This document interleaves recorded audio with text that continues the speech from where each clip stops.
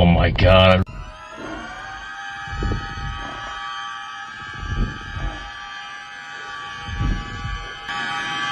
It's the Stay Puft Marshmallow Man. What's going on? Where all the carbs at?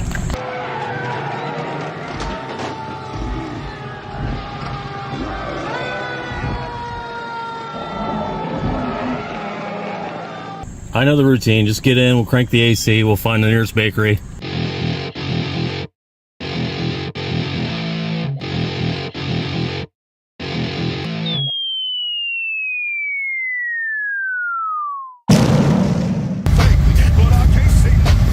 So when you picked me up, you told me you were taking me to a bakery, and this does not look like a bakery. Where are we? Oh, damn! Are these, oh, they're Long Johns too. Oh my god. Dude, you know what? I appreciate the gesture, but me and Tommy made a pact that we are on keto and we are sticking to keto, so I respect your offer on these, but I have to decline. I'm sorry. Didn't we talk about that? In the quiet words of the Virgin Mary, come again. I thought you were on a diet. Yeah, we're starting Monday. Diet starts Monday, 7 years in a row. Here we are. What's going on, guys? What's up? Not much, man. Yeah, that Stay Puft Marshmallow Man was done well. That's a very popular video on my channel. It's getting a lot of traction. Good sport there, Craig. Yeah. No, that was good. I laughed hysterically at that. I didn't expect the Ghostbusters diet. Yeah. Yeah. I tell you who thought the biggest fan of it is Tommy Starr. Yeah. I did ask him if I could use clips from his videos, and he's like, "Yeah, use whatever you want. I don't care." And so when YouTube demonetizes and takes all my money away, and gives it to Tommy, I won't be offended. Oh shit! I'm still Brad's Movie Dungeon. How the fuck do I change that? Yeah.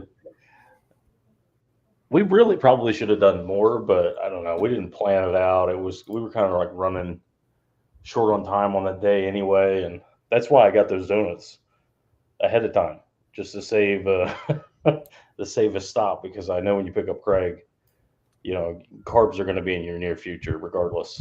Oh, of course. Naturally. Alan, quit fucking with it. He's gone now. You're not going to be able to get him back in the car until he fixes that.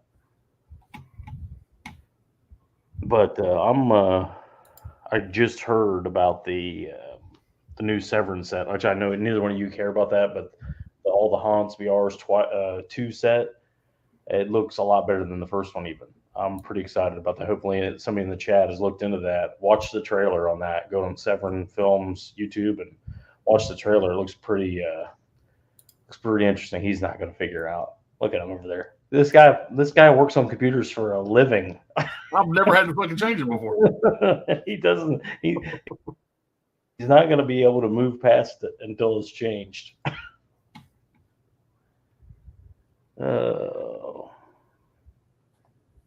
Let's see. How fast?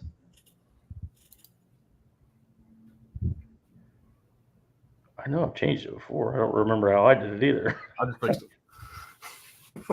He just turned them off. Yeah. But Craig just got back from vacation. Alan just got back off of a sabbatical. He's back in full force. Nice. And new jaw shirt. He's ready to go. Yeah. You don't see it's a rare blue from Alan. You don't see many blues from Alan. It's usually the. Pops, you look good in blue, dude. I think blue fits you. Thanks, Craig. Thanks, Craig. I feel good. Papa's first bodyguard. Yeah. Yeah. But yeah, well, let's catch up with the chat and we get going. It's gonna be an early night. Hopefully, Craig's got an early morning. He's gonna go pick up Monica. Alan's got to work in the morning. Check out is at 11, so I got an early morning tomorrow. Piece of shit. Yeah. I gotta They'll go be banging on the Friday door. morning. They'll be banging on the door at 10:59. Get the fuck out. Pat, what's going on, man? What's Pat, up, man? both channels. What's going on? Magic Hands. What's going on? Sydney's getting hammered already. Do you take Friday off? If it was tomorrow night, I'd have one with you, but not tonight. Ken, what's going on, man?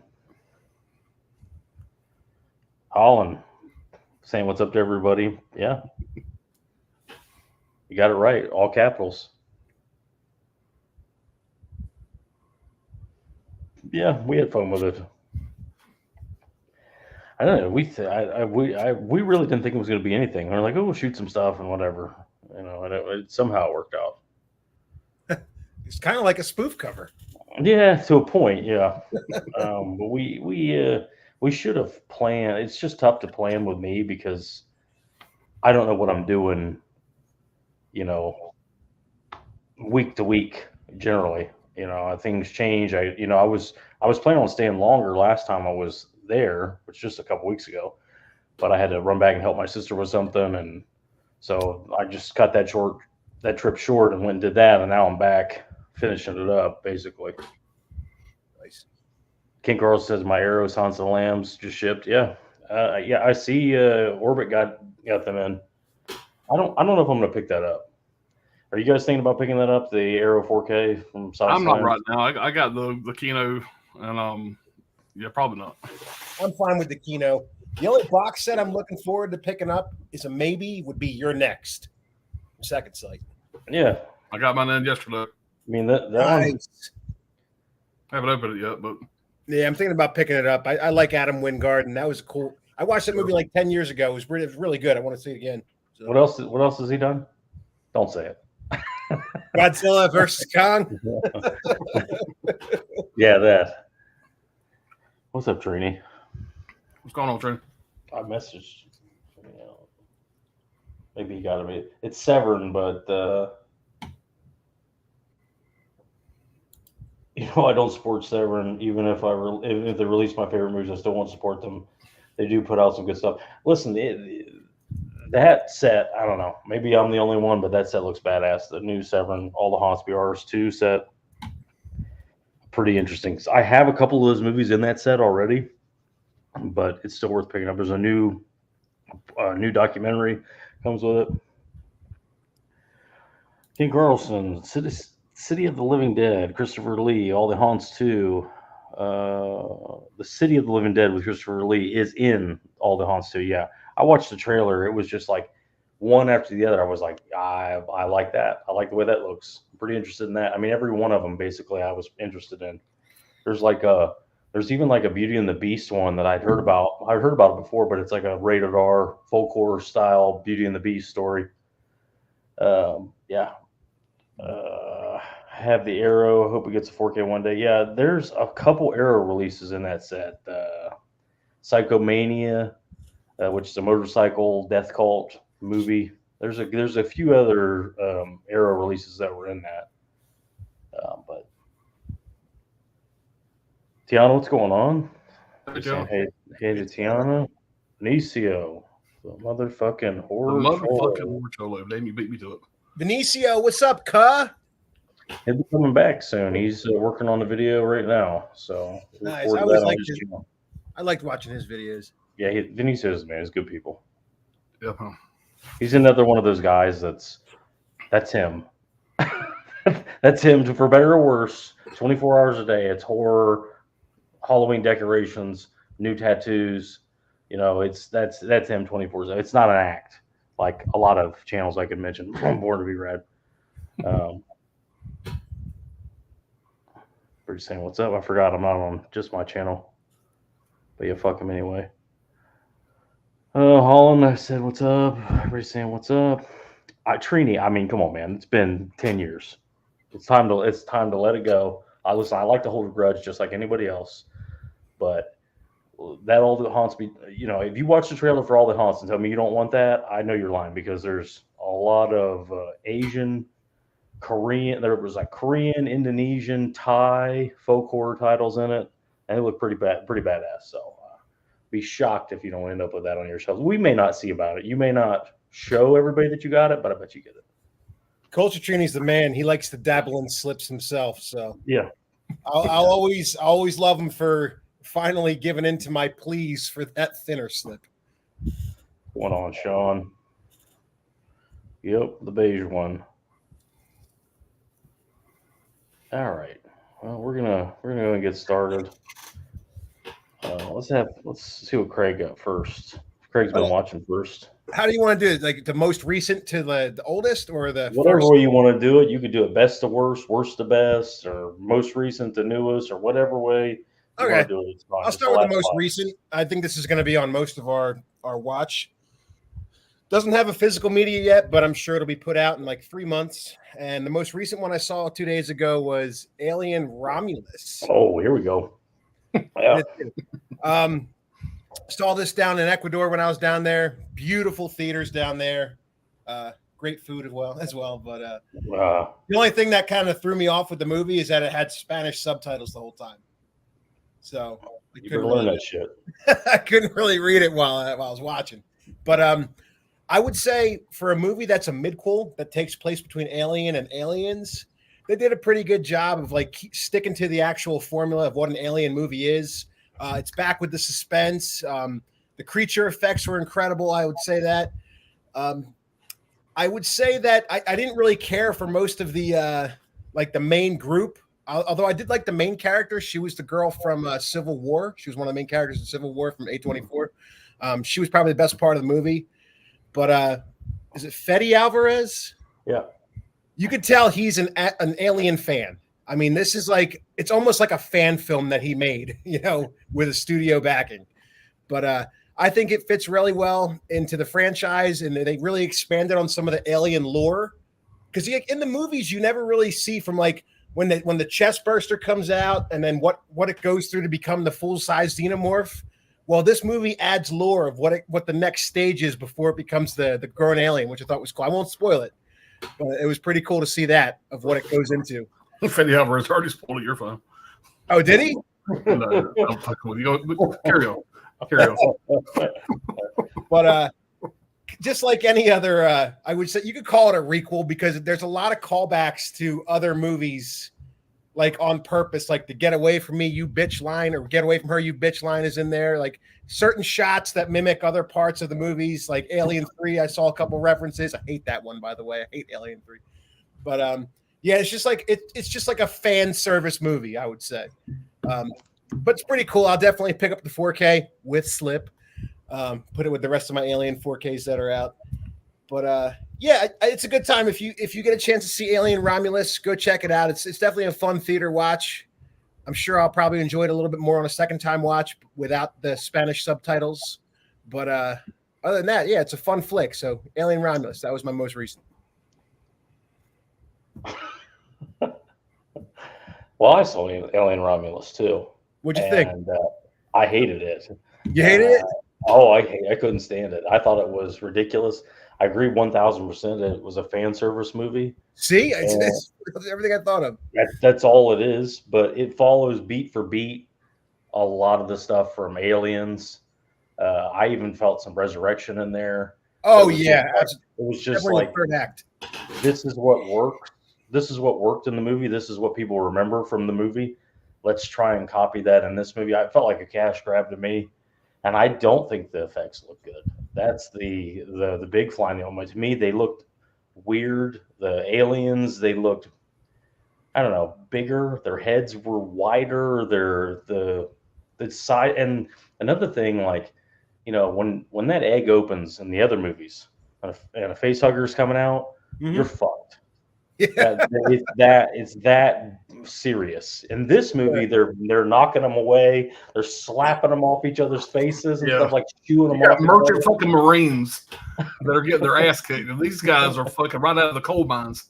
And they're just goddamn Bruce Lee the fuck out of them. Teenage coal miners. I told myself I'm not going to shit on this movie anymore. I'll see it a second time. I'm already shit on it enough, whatever. I was very disappointed, Craig. I went into it hoping because I love Aliens. This is right in the middle. I was wanting more. Say what I wanted. I'm not saying it was a bad movie. It was very well shot. There was very scenes I did enjoy, But as a There's whole, cool stuff like I'm the gonna acid. wait until I watch it again before I shit on it anymore. Yeah, They the use gravity acid. scene with the acid was really cool. I thought that That was was pretty cool. Yeah. something that you haven't seen before. But I guess since you've all saw it, we could talk about what I was talking about, the lore of Alien, like what happens when the chest burster before it turns into the xenomorph. You just see like a cocoon, like just some random cocoon, look like a clam.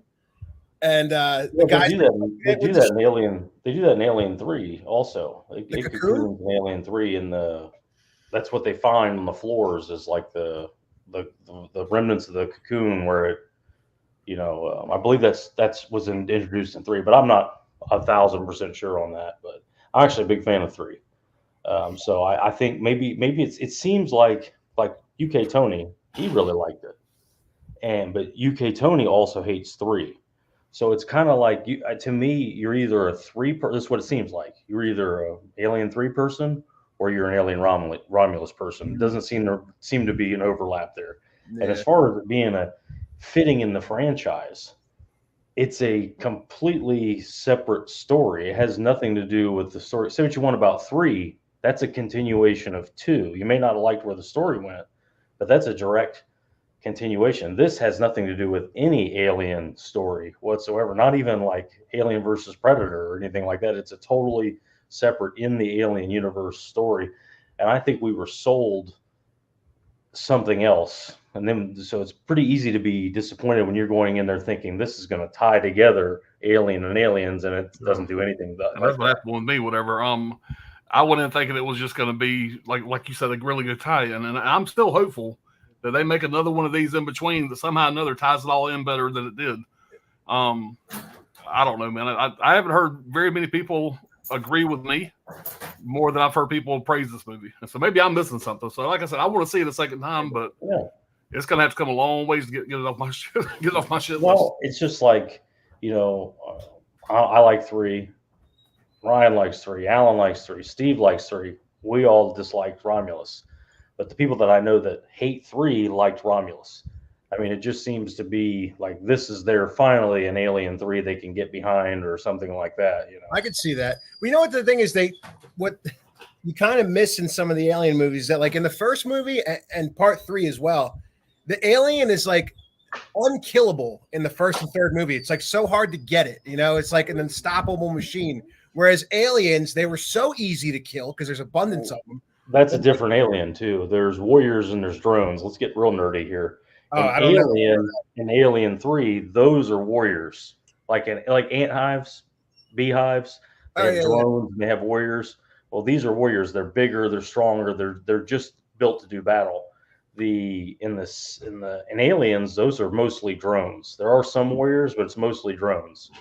So it's a much smaller, worker alien. It's they serve the queen.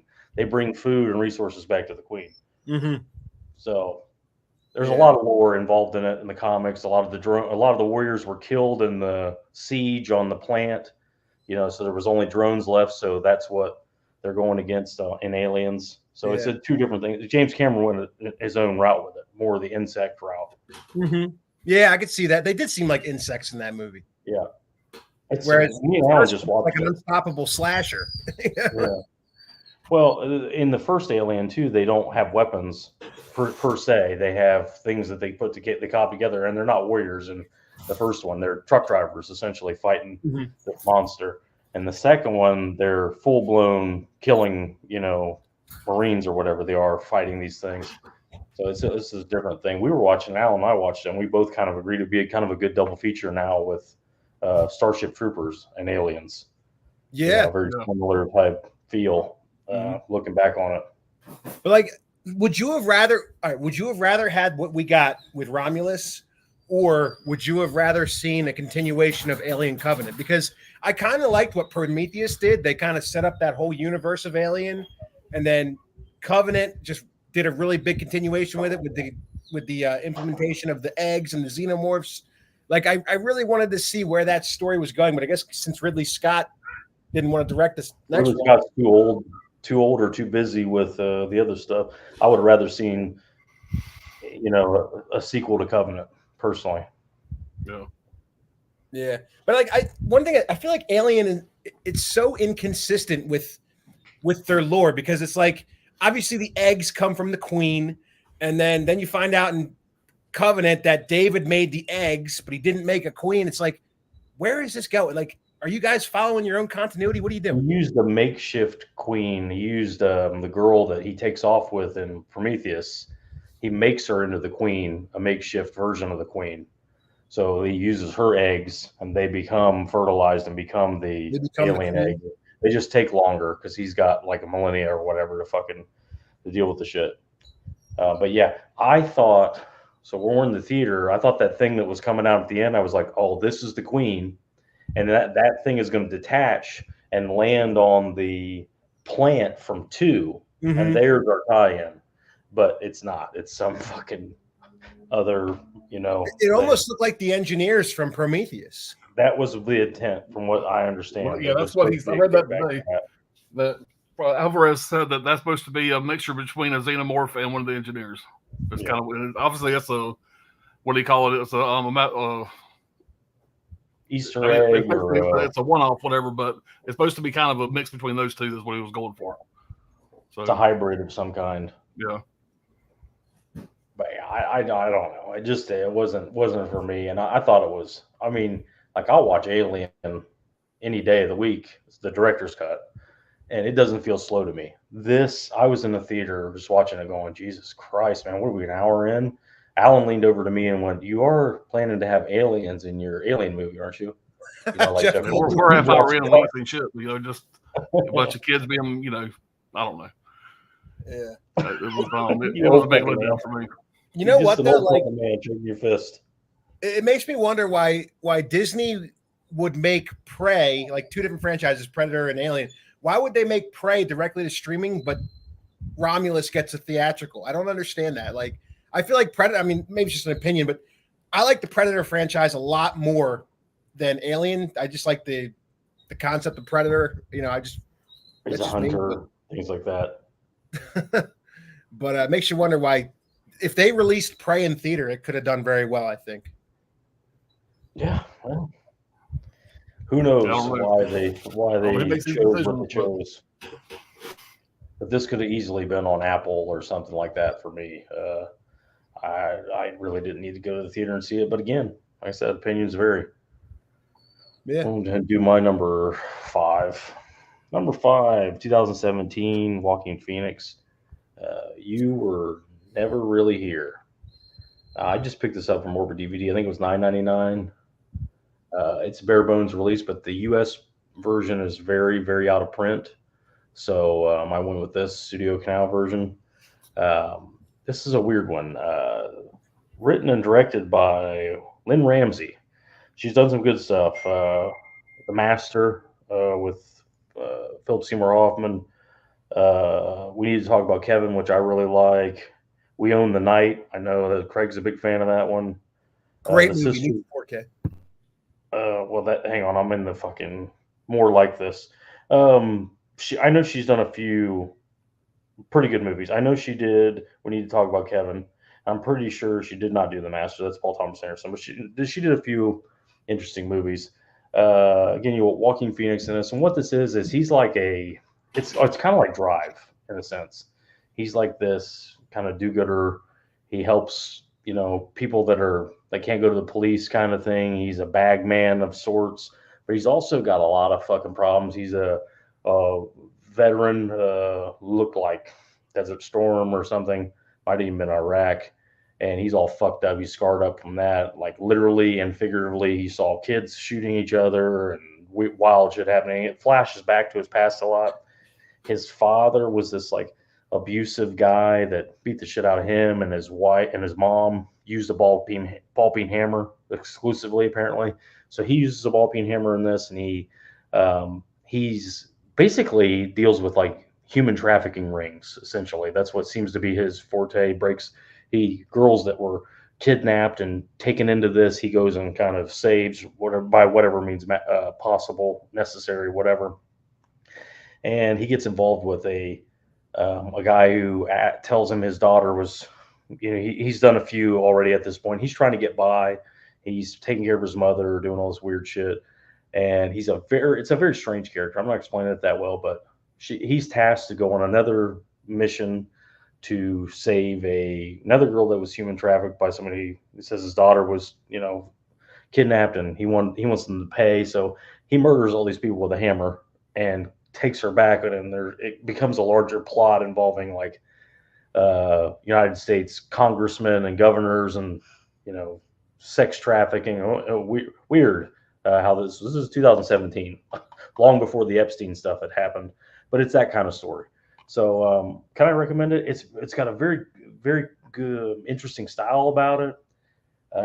It's not boring. Might be a one-time watch for some people. I would say if you like Drive and you want something even more artsy and dark, maybe this. But it's not great.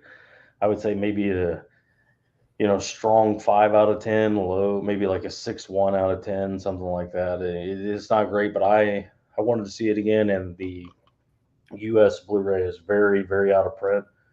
Galveston would be another good comparison of this, but it's an interesting movie for sure. All right, let's see what Alan's number 5 is. All right, my number 5 here is one that I'm a really big fan of Aaron Paul. And that's why I grabbed this. I got this from Hamilton Books, whatever, $4.99, really cheap. Came with a slip, which I wasn't expecting. This movie here is basically about a couple that is kind of on the outs. She's a dirty whore and cheated on him. And the way you always do when you have a bad relationship, you travel across country with them or to another country with them. So what they do is they get an Airbnb in Italy. They're both Americans. They get an Airbnb in Italy to work on their relationship. He gives her an engagement ring because he cheated on her. He's in love with her. Makes sense. And Aaron Paul, he does a good job in this movie. I'm a big fan of his from Breaking Bad, but he is a whiny bitch in this movie. Well, he's jealous. His girl cheated on him. He keeps on, getting flashbacks in his mind of his girl with this other guy, and so he's kind of a bitch to this whole movie. He's a big old pussy. That's what you want to say. But and I will say his girl. I've never seen her in anything else, but she is a looker. Oh, you have. Yeah, she's in Gone Girl. Ben Affleck's banging her in Gone Girl. And by the way, I took no notes for this, by the way. I'm doing this just from memory. I do have my IMDb open to kind of help a little bit, so I usually have some notes. Shit like that. She was like the it girl for 10 seconds. She was in a lot of stuff very quickly. Like I said, you see a lot of her. There's some nudity, but she's in her drawers most of the movie. So, like I said, she's a looker. The basis of this movie, this is kind of a cohabitation. I ain't gonna call it a horror movie; it's more of a thriller. Basically, this home that you can see there on the cover. This ain't really a spoiler, but this home that they're on, the Airbnb they're staying in, is got cameras all over it. And you got this creepy guy, whatever, that's watching them on camera. I don't want to go too much further into that, but basically, the guy that's watching them on camera, of course, third act they come to blows. It's done pretty well. The whole movie kept my interest. Trying to think of what else I want to say about it. If you're a fan of cohabitation horror or whatever, this is a fairly decent one. And like I said, this is not going to blow up anybody's skirt, really. It's just a kind of run-of-the-mill movie. But I like it enough to keep it in my collection. I'm definitely going to hang on to it. For $4.99, this is a winner.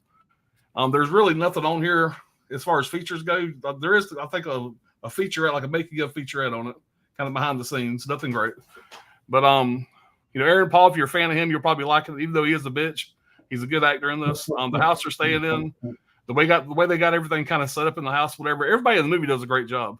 This guy that plays the creepy guy, whatever, this kind of spying on him. He's just a random Italian guy I've never seen before. But he's the villain in John Wick 2. Antonio, the guy that gets shot at the table. He damn sure is. Anyway, he does a good job in this, whatever. He has that pretty boy Italian look, just what he's supposed to be in this. But when it's time for him to really come out and be a creepy bitch, he does it very well. It shows his crazy pretty good. Yeah. So like I said, I had a great time with this. And I think I might have seen this once before on streaming, maybe when it first come out. I wasn't 100% sure, but as I started watching, I think I had seen it before. But yeah, this is staying in the collection, man. It's a good time. I will go back to it probably, maybe once every couple years or so. It's a pretty solid thriller. I think I gave it a 3 out of 5, I think. Yeah, I got that one too from Hamilton. I liked it. Check out my letterbox, make sure I ain't lying to y'all. I don't remember what I ranked it. Yeah, I gave it a 3 out of 5 with a heart. Chat here. I'll keep going. Trini, I don't care. Only if someone buy it for me. Yeah. Somebody's gonna buy you a $200 set. I see that happening. Texas Hardcore 1965. What's going on, Russ? What's up, Russell? Everybody's saying what's up. Samantha, I think this is Vinicio's Sam. What's going on, Sam? Everybody's saying hey. Yeah, that's who it is. Yep. We're all glad to see you back. Look forward to seeing the logo. Or look forward to seeing the old intro and stuff, getting you back in. Vinicio said he just saw Long Legs and Cuckoo. Okay. We're going to see it today. We have the Regal subscription. So, that's cool, man. I wonder how the Cuckoo is. It looked pretty interesting. Neon, I mean, having a good year. Yeah, me and Ryan's going to watch Long Legs on Sunday. So I think he's really going to enjoy it. I think he'll love that. Sydney, my number 5 movie, Lies We Tell, 2018. Thriller, crime, romance, directed by Mito Mursa. Gabriel Byrne, huh? 2 out of 5. Very generic. Well, to you, I'm sure they're all generic. You know, this dude watches more thrillers than anybody. Yeah. Mark Jones, what's going on? What's up, Mark? I'm surprised he hasn't called Craig fat yet. You're still muted, Craig. Mark Jones is one of my groomsmen. Yeah. Trini, sure. Takes one to know one. All knows she did Ratcatcher. Ratcatcher is another one that Lynn Ramsey did. She's a talented director. She just does very strange movies. I'm a big fan of We Need to Talk About Kevin, even though that is maybe the most unpleasant movie I've ever seen. That's another movie I think I told Alan not to watch it. He watched it and went, man, why did you recommend this? Gotta blame somebody. Sydney, you were never really here. Good, yeah, 3 out of 5. I think it's solid. It's an interesting story, and it's one of those. It's definitely could be WTF because there's so much going on in it that isn't happening, is happening, and there's a point at the end where it's like, which way did it even end? What's really going on here? So, is that an A24? I know it's Lionsgate, but is that an A24? I don't remember who the U.S. I don't have it, whatever. And I know it is Lionsgate, whatever, but it must not be A24. Studio Canal. All I'm seeing is Studio Canal. I'm not seeing anything else on as far as label goes. Amazon Studios. Okay. Yeah. It's very low budget too, so I mean, don't expect a whole lot. It's just, I mean, it's Walking Phoenix. I know you're a big fan. Mm-hmm. All right. I've seen the trailer. It's been on my list to watch. I just haven't got around to it yet. Yeah, I would recommend it, especially like I said, if you're in the mood to see something like Drive or what's that? Edge of Darkness with Mel Gibson. It's kind of like that too. Craig, you ready for number 4? All right. One of the things I forgot to show in the beginning, I wanted to show this to Pops especially. I ended up picking up a book to read on the plane down to Ecuador, but fortunately the book didn't come in on time, so I had to open it when I got back. But it's called The Book of Quint. I've seen that. It's a prequel to Jaws, and they got the rights to the character. So it's basically just a story about him during the USS Indianapolis, and then like post Indianapolis, leaving up into Jaws. So like, it's a big read. I have to find the time to actually do it. It's it's not that bad. And the brain power. And the brain power. Yeah, there's no picture. No. We need to turn it into a movie in a couple of years. You know, that would be really interesting. That'd be cool though. Yeah. Book of Quint. It starts with him on the Indianapolis, and Who can play a young Quint? It goes down. Well, Ben Foster. I would like to see Tom Hardy play Quint. Tom Hardy, if he can talk, you know, he can't really enunciate. He can't really speak. That's what subtitles are for. You know, like I don't know. Like you'd have to have somebody that could actually deliver the lines and be like Quint, pantomime Quint. Which I don't. You know, the first person that popped in my head, Matthew McConaughey. I could see McConaughey playing Brody. I know that seems weird for Quint, whatever, but I think he can pull it off. Brody with the AIDS neck though, for this part. Brody and McConaughey have that AIDS face, AIDS neck. kind of thing, I think I could see that too. Yeah. But I mean, who knows? There's somebody out there that could definitely do a Quint. But that'd be a cool movie, and it ends with him hearing about the shark attacks or whatever, or running across, whatever, something like that. But his escapades killing sharks for 20 years would be pretty cool to see. Mm-hmm. And I saw I saw on Broadway his son's play called The Shark is Broken. Yeah.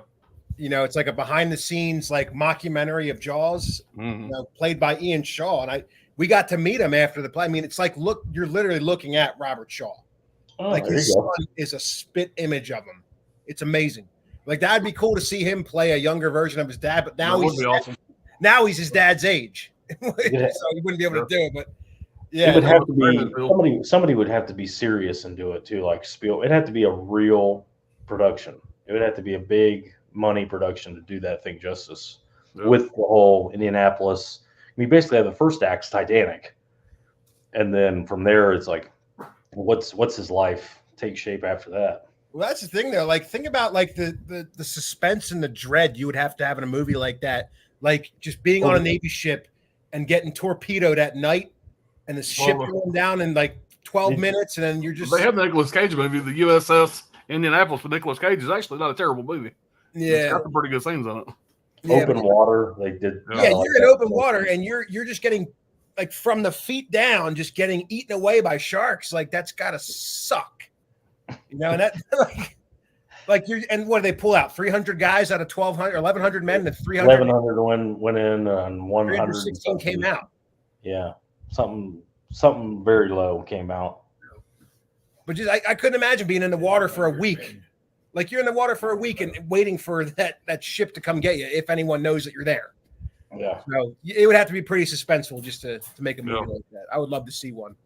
But either way, my number 4 is an M. Night Shyamalan movie that came out recently, and that is Trap. I actually saw this today that Brad came and picked me up to do that Ghostbusters spoof you saw on his opening. That's what I picked you up for. Let's do a spoof cover.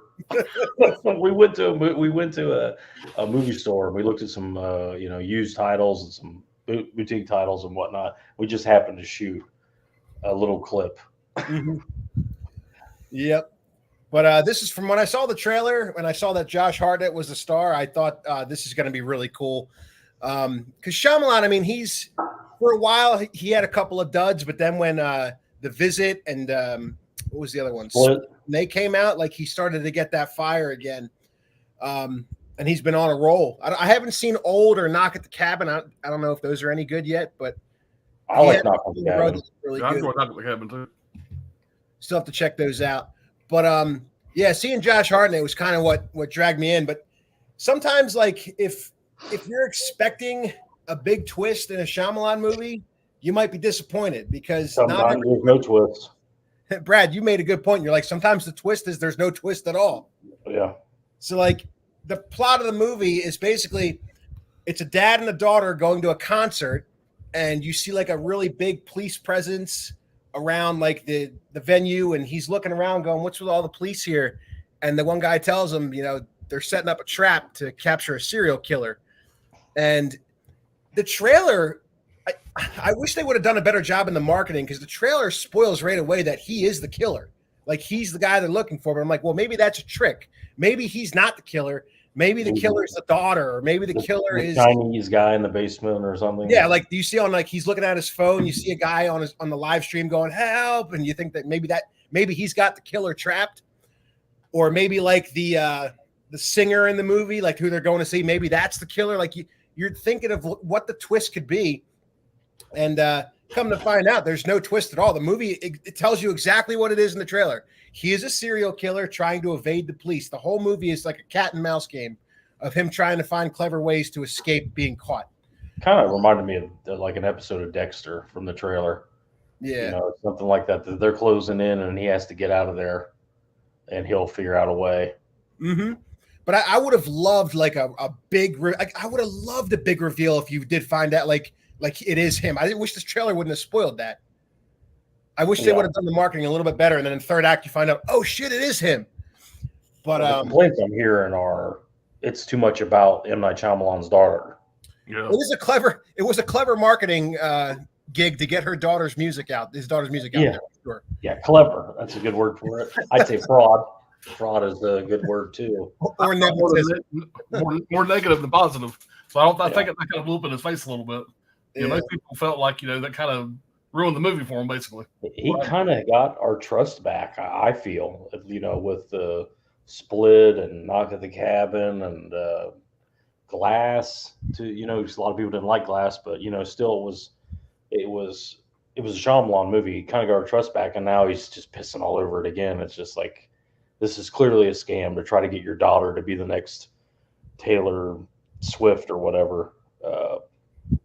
I don't know. That's what I heard. Now, I'm still going to see it, but I'm not going to pay money to see it. I'll stream it illegally and then check it out from there. But everybody I've talked to is like, it was a one-time watch. I'll never watch the fucking thing again. Yeah, the whole time, man, I was thinking that he was not the killer. I was really thinking, like, I was holding on the hope that somebody else, there was going to be some kind of twist or maybe some kind of tie into another one of his movies. But no, it doesn't sugarcoat it. That is the plot of the movie. He is the killer, and he's trying to evade capture. That's all it is. And it's just a cat and mouse game from start to finish. So, other than that, I mean, I'll probably hold out on the 4K copy, unless it gets really cheap, because I don't really plan on watching it again anytime soon. Watch it as a one-time watch, see if you like it or not, but it's not one. It doesn't have that rewatchability like Signs. You know what I mean? Like this, it's never going to have that factor for me. Yeah, Knock at the Cabin doesn't have a ton of rewatch value either. So I would say the same. I did like it. I bought it. I've seen it twice. But I don't know when I'd ever see it again. I mean, Batista's great in it. He's really good in it, and it's an interesting story. But from what Steve told me, it veers too far away from the book, and the book was like really crazy, and whatever, they kind of try to humanize the characters or something. I don't know, but I don't know. Mm-hmm. He's here. All Batista needs to be doing. He did fantastic in that movie. Well, how old is he? Respect M. Night because he's a local guy. He's a Philly guy. He shot Signs. He shot Signs in my surrounding area, which is really cool. They shot that pharmacy scene 10 minutes from my house. They closed off different blocks of the roads when Mel Gibson was in town. Like we couldn't go anywhere near the set. So, yeah. Well, how old is Knight? Is he 50 yet? I think he's in his 50s. Yeah. So I mean, he still looked extremely young. I mean, he could still do a lot between now and the time he's done. Hopefully, he just gets back to maybe being a little more choosy with his scripts. I think he picked this just to put his fucking daughter in. That's from what it all sounds like to me. This is not a typical M. Night movie. There's no twist. It seems like something Eli Roth would have done to me, and probably done a little better. It's more his style than this. Just was like, oh, my daughter wants to be a pop star, so let's make a movie about a pop star. Yeah. But either way, I mean, like I said, one-time watch. Give it a chance if you want to see Josh Hartnett back. Because I'll say this: the best part of the movie is Josh Hartnett. Like it was cool to see him back. He played a really good dad in the movie. Like he was convincing as a father, and like you could just see that he had a dark side to him. Like that was pretty cool to see that. Like you could tell he's a killer. I think he went away to raise his daughter or something in real life. I think that's why he went away from acting. I could be wrong on that, but I think that's what I heard. Yeah, so it's really cool to see him again. I'll give it that. But yeah, so that was my number 4. All right. My number 4, 1969, Midnight Cowboy. You guys seen this one? Dustin Hoffman, John Voight. I don't think I've ever seen the whole thing. I know I'm on the trailer a million times, bits and pieces here and there. Never sit down and watched all of it. This is like a Jace movie, a Trini movie. So like I said, 1969, John Voight, Dustin Hoffman. There's a bunch of other, New York. Sylvia Miles is in it. She's been to me and stuff, but New York actors. John Schlesinger, he did Marathon Man, which is really good. Dustin Hoffman movie. I don't know if he died young or what, but you would have thought I would have heard more from him. This movie is, people say ahead of its time. I wouldn't say so much the movie is ahead of its time, but the way it's shot is ahead of its time. You would have sworn, like, if you didn't know it was so dated, you would have sworn this was an early 2000s movie, the way it's shot and the way it has these cutaways and the shots of the train and all this stuff. But basically, it's about John Voight, who's this Texas retard who thinks he's a dishwasher in Texas. And he thinks he's a young I mean, it's John Boyd in 1969. So he's a young, tall, blonde, cowboy looking. He looks like you would see him in a cigarette commercial, like a young version. He thinks he's going to go to New York and become a male prostitute for rich old ladies. And he's just going to be he's going to take over the town. He tells everybody that's what he's going to go do. And he quits his job and gets on a bus and rides all the way to New York City. Let's just say it doesn't go well. It doesn't go the way he thinks it's going to go. And I guess if you were from that era, you would probably know it a little bit better. But it's like you realize as the movie's going, like the cowboy look in New York is a gay look. That's what the gay guys dressed like. So he's dressed up like this gay prostitute, but he's a straight male prostitute trying to pick up old ladies. It's just not working. He ends up becoming homeless, and he meets Dustin Hoffman's character, who's already been homeless a long time. His name's Ratso, and he's just this filthy, grimy. He must check 100 different coin machines throughout the movie to see if there's a coin that somebody forgot down there. I mean, he's just grimy, slimy, and he rips them off for $20, and they become, friends, and it becomes like an odyssey for them to try to get back on their feet together. And it's it kind of explains as it goes along their past a little bit, and John Boyd's past and how he got here. I don't want to. I mean, it's 1969, the spoilers or whatever, but apparently him and his girlfriend, the love of his life, were both sexually assaulted by a bunch of hillbillies. And they raped her so bad she was in an insane asylum. He becomes this real whorish person. He's trying to bang everybody. So that turns him into a prostitute. She's in the love of his life's in an asylum for the rest of her life from this. So he flees to New York is what it ended up being. I think he even got blamed for it. I don't know. It's murky, his past. It doesn't, and it also shows him kind of being abused by his father, but you don't really know. Like I said, it's shot in a very, like I said, the way it's shot and it's paced seems a little ahead of its time, but I don't know. I still, it's hard to recommend because it's very dark and weird, but it is at the same time, you kind of root for these guys that, he's an idiot. John Boyd is a big, hick, real stereotypical dumbass hick guy, very young. And then this guy that's trying to kind of show him the ways of being a vagrant in New York is just a little bit brighter than him. So he's like his manager, and he starts to kind of pimp him out, and it starts to work finally. And they, I don't want to explain the end for those who haven't seen it, but they have a goal they're trying to work towards, and they're, like I said, I know Alan hasn't seen it. I'm sure he will see it. This is screaming for a Kino 4K or even a Criterion 4K would probably be more fitting. Craig will never see this movie, so it doesn't really matter as far as that goes. But I think Alan will check it out and get something out of it. But it's an interesting movie, and I think it's one of those that's like a classic for a reason. It's a very different story, copied by another movie that I'll mention a little bit later. But there's more than one movie about homeless people in New York. There's several, but I would recommend it. I don't know. I mean, out of 10, 6.9 probably. Pretty strong movie. And this, like I said, this director, the way he sets up shots, really surprised me how well it held up, being from 1969. All right, this next movie I'm going to show, I definitely would not recommend. Well, I'm not going to recommend it the most.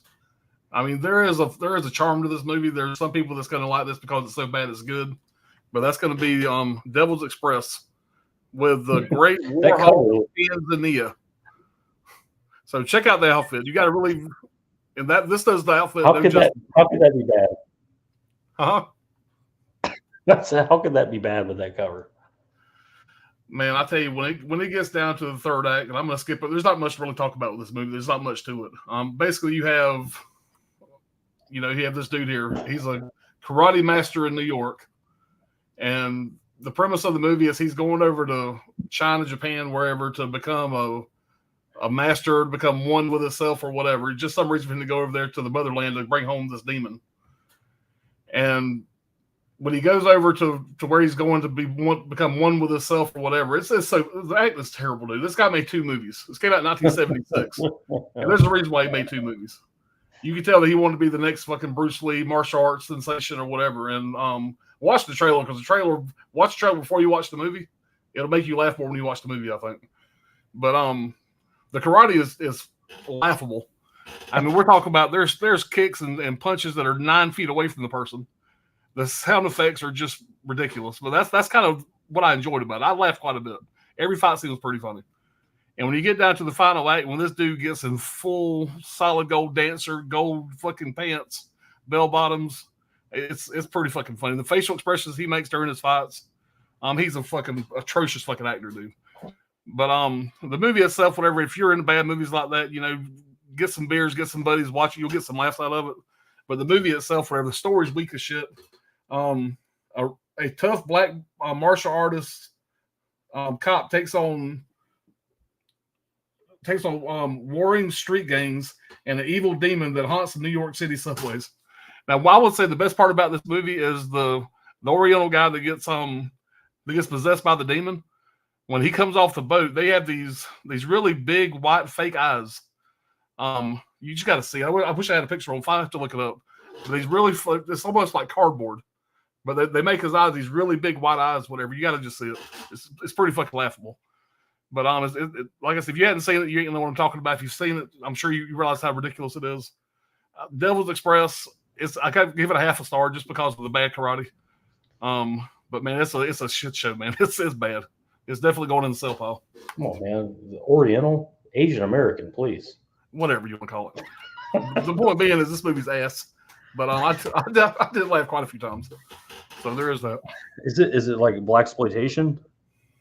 It is. I think it's supposed to be. Yeah. It's kind of like Show Nuff's backstory. But like I said, it's I think it's supposed to be blaxploitation, but it's really not. That's why it's so funny, because it's taking itself as a serious martial arts film, and it's really, really bad. Yeah, like I said, I can't give it justice how bad it is. You just got to see it. Sometimes they miss. Jeff, what's going on, man? What's up, Jeff? L.A. Jewel, what's going on? The hell's that profile picture? My number 4, The Aggression Scale, 2012, directed by Steve Miller. Ray Wise is great. You know, it's interesting. Ray Wise was not in any Guy Ritchie movies, even though he's, big time British actor. It's kind of weird how that worked out. Dana Ashbrook, Brian Hartwig, Mixed Straw Dogs, and Home Alone. Craig's ears just perked up. You get this movie 3.5 out of 5. Straw Dogs and Home Alone. That's interesting. Sydney, Trap, 2.5 out of 5. It was decent. M. Night is becoming too damn predictable. All I know is the twist is his daughter can't sing or act. Chris C., what's going on, man? Sydney Eubanks, Midnight Cowboy. It's pretty good. 3.5 out of 3 out of 5. Yeah, I mean, it's hard to recommend it because it's so fucking weird and dark and strange. I mean, Taxi Driver comes to mind a little bit. It's that era, the smut and the sleaze and the weirdness of it. But it's more of a character story about their friendship and I don't know. It's a bizarre one. Screaming for a Criterion. Maybe they already have it. Even still, I don't know. Let's see. Midnight Cowboy. Yep, I watched it. Chrissy says they already have it. Okay. But Trini must not be in here because he would have already mentioned that he had that Criterion, which I'm sure he does. The fucking snob that he is. Chrissy, great shirt, Alan. Yep. Appreciate it, Chris. So, Lean Mean Fighting Machine. Spicoli, what's going on, man? Reed, what's up? All right, we're moving right along here. The number 3. Number 3. So 2 days before I saw Trap, me and my college roommate Baird, we saw Deadpool and Wolverine in the theater. Oh, yeah. I will tell you what, from this year so far, this is definitely in my top 3 for being my favorite watches. Now, I'm not the biggest Marvel fan or comic book movie fan to begin with. I like a few scattered movies here and there from DC and Marvel and stuff. But I would say this was entertaining from start to finish. I grew up watching some of the Fox X-Men. Like I saw the first 3 X-Men, X2, X-Men The Last Stand. Saw the Origins Wolverine later down the line. I never saw the Wolverine or Logan, which I heard is really good, by the way. Logan is a great movie. But yeah, I never really got into the other X-Men sequels. Just it never really grabbed me with interest. But I've seen all the other Deadpool movies in the theater, 1 and 2. I thought they were hilarious. I like what they did with the character. I think that's just, it almost feels like that's just Ryan Reynolds playing himself. Like that's just his personality. He was born to play that role for sure. Yeah. So that was cool to see. Ryan Reynolds really fall into a role like that and really ride with it. But I will say it was cool to see Hugh Jackman back, and for being in his 50s, he's still all yoked up and crazy. From what I've seen of the X-Men movies, this is definitely my favorite version of him for sure. I think he really, whatever he had to do with this movie, I think he just ran with it and did a great job with it. You didn't see Logan before you say that. Motherfucker hadn't seen Logan, dude. I loved him in this, but he was better in Logan, I think. He's way better in Logan. Yeah, Old Man Logan was fantastic. Yeah, I've heard great things about Logan. Yeah. It's just a shame. I mean, when you're talking about like everything that's good about like him in this, it's a watered down, tame version of what he is in Logan. Okay. Yeah. All right. Yeah. But either way, like it was cool to see, like the cameo. I won't spoil the cameos, but like the cameos from like the other Fox movies, like those characters coming in, making all the surprises and stuff like that. And interesting what they did with the timelines and how they just did away with the Fox franchise. And now it's the MCU. They kind of like talk about that just right up front, what they're doing. You see like the wasteland of Fox characters, even the 20th Century Fox logo. But yeah, it was a cool movie for sure. It's definitely one I'll pick up on 4K because I love the other 2. I had a great time from start to finish. The movie kept my interest the whole time. I was laughing. I was just fully entertained. And I will say Hugh Jackman is the true star of this movie. I mean, like Ryan Reynolds, of course, but like Hugh Jackman was just so good in this. Really hoping that they do a sequel to this with the 2 of them again. Like I know they have to follow the MCU timeline, whatever they have next. It's not part of it, but I would just love to see that spin off and do its own stuff. Like putting the 2 of them together was brilliant. And I as much money as this movie made, I guarantee you there'll be another one at some point. He'll come back and do another, But I mean, like it's like if I was to say to you, like I was to hold up like a peanut butter cup, and I'm like, it's a great value peanut butter cup, and I'm like, this is the best thing ever. I don't even know where I've had this. Is great. Logan is the Reese's version. I mean, it is the real deal. Like I can't stress that enough. Like it's really crazy to me that you haven't seen that. As much praise as it gets. Yeah, I'll definitely check it out for sure because, like I said, this one really piqued my interest. And I mean, I know you very well. I know that with your limited attention span, the whole bit, that movie kicks off from the minute it fucking starts, and it doesn't. Yeah. It doesn't enough. It's got some of the best opening credits of any movie ever. Yeah. The way they do the credits is awesome. Like I said, it's a lot of fun. Yeah, I'll have to check that out next time I go to Tommy's house. Like we don't have to put because he talks highly of that movie too. So, everybody talks highly of it. Who hates Logan? Everybody loves Logan. I mean, it's I don't even like superhero shit. I loved it. I thought it was great. Yeah. Where would you rank? Where would you rank both of you guys? Where would you rank the Deadpool movies? In order of best to worst? All 3 of them, like best to worst. Oh, I would go this one, the first one, then the second one. So you think this is the best of the 3? Yes. Okay. I'm gonna be boring. I think for me, it's probably gonna be 1, 2, 3. I got a big affinity for 1, so I think it's 1, 2, 3, and I love them all. I mean, I can't say nothing bad about any of them. Yeah. But to me, it's probably gonna be 1, 2, 3, and 2 is just about better than 1 after watching it recently. Yeah. I watched them both again when getting ready for this movie, but I still think I like 1 just by a little bit better. Yeah, I can't argue with that. I'm 2, 1, and then 3. Yeah. The problems I can't argue with either. Like I said, I'm close to that. The problems with 3 for me are it's a little long-winded. It's not as fast jokes-wise. I mean, his jokes are a little more like he's a comedian, whereas before it was like one-liners and quips and things like that. It's like his jokes, the punchlines, there's 2, 3 in a row. And I watched it in the theater. I missed the second and third punchline of the joke because people were laughing at the first one. Mhm. And I could not hear a word he was saying after that. So it seemed a little slower too than the other ones. Again, that's just me, my perception of it. But I saw it in the theater with Johnny. We had a good time. I kind of wish Cable would have kind of showed up again. Yeah, that'd been cool. Yeah. But yeah, I had a great time with it. Fun theater experience. I agree. Wait a minute. Is it me? It's me, right? Yeah. My next one, I forget what fucking year this is. George A. Romero's Martin. I have seen this on shelves at so many of these boutique stores, and I've almost picked it up. I have most of the Second Sight 4K standard editions. I always see it there. The cover's interesting. George A. Romero. I like some of his movies. I don't worship the ground he walks on like a lot of people do. 1977.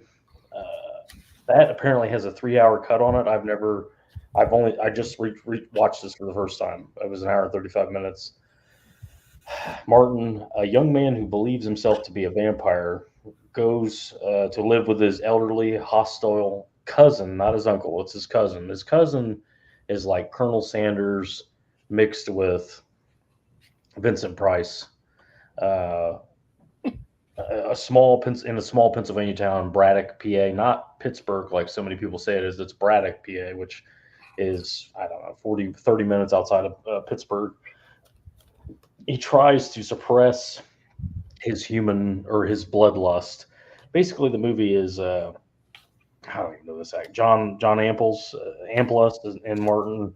As Martin, he's been in a few George A. Romero projects, written and directed by George A. Romero.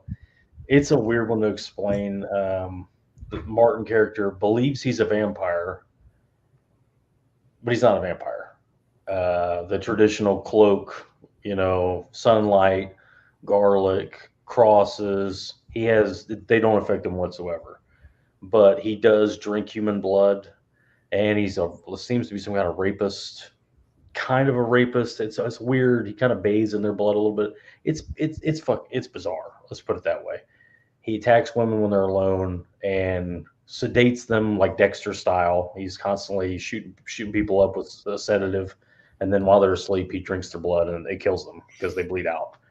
And it goes through basically an odyssey with him and his cousin, not his uncle, not his grandpa. It's his cousin who's just like, I brought you here to cure you of this and destroy the evil that is within you. Like that's like the opening of the movie. He's coming in on a train, and his cousin, Colonel Sanders, is telling him, you will be, the demon will be exorcised and blah, blah, blah. And the whole movie, it's like, is he a vampire? He's not. This is just a serial killer, and he's kind of weird and a little emo and strange, and gets involved with this older woman, and he does a home invasion on this one woman, and she's there with her boyfriend because her husband's out of town, and there's like this big, they're like running around the house. I don't know. It's just, the movie just didn't work for me. I talked to Chuck about it. I talked to a bunch of people about it before I watched it to see if I needed to waste my time watching it because I wanted to stream it before I buy it. Because that Second Sight 4K is like $30. And Alan, I know, didn't like it. It's just, there's just not much there. George A. Romero likes it. So if you're a fanboy of his, he champions the movie. So maybe that draws people to it. But I by the end of the movie, you're just like, okay, he's not a vampire, he's a serial killer. And he kind of like beats his demons and starts to live a normal life. And just about that time, he's laying in bed. His cousin, not his grandfather, not his uncle, Colonel Sanders, runs a stake right through his heart. just hammers a stake in his heart. That's the best part of the whole movie. It's just like, yeah, I told you I was going to solve this evil problem and I was going to deal with you, and just murders him in cold blood while he's asleep. So, I mean, I don't know. I'm talking about it. As I'm talking about it, I'm like, maybe I should see it again. It's like a Dexter kind of blood vampire. I don't know, unconventional vampire. I don't know. It's a confusing movie, but somebody in the chat will have some more clarity on it. But I don't know if there's supposed to be, George Romero is supposed to have some big meaning behind the movie. It's supposed to be something about classism or some shit. I don't know. But Alan, I know you've seen it. What did you think of Martin? I've only seen it once. I watched it on streaming because I was like you. I was going to buy the deluxe edition. Really? And thank God I watched it on streaming because it was very slow for me. And I agree with you. The best shot was the last scene. Yeah. And it just I sat there. It was one of the movies I look at my watch quite a bit. It just was boring as hell. Yeah. There wasn't much meat on the bone. Just didn't do much for me. And about halfway through it, I knew I wasn't buying it. And I did get through it, and it was like, that just wasn't that great. And there were people so fucking excited that was coming out, which maybe I wasn't blind by it. The Lost Romero or There's whatever. a lot of fans of it. Yeah, people like it. It was kind of like, you watch a show like Dexter, and I make the comparisons to Dexter. That character is likable. He's interesting. This character is not likable or interesting. He's this weirdo. He's awkward as hell. He's brooding. I don't know. Maybe it's just not for me. Maybe other people like it, but I was not a fan. I don't know. Two and a half out of 5. This next was a made-for-TV movie from 1983, and that's Testament. Now, this falls in line with a few other movies that came out around this time. The one that I remember growing up, this came out when I say 83. What I remember the most, is The Morning After.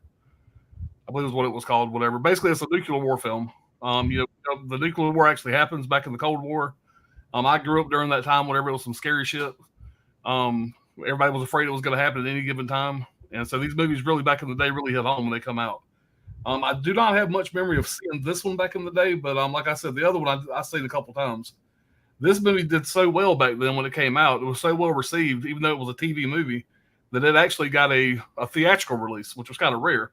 And the cast of the movie actually sued because they were paid TV prices. And then it became a feature film.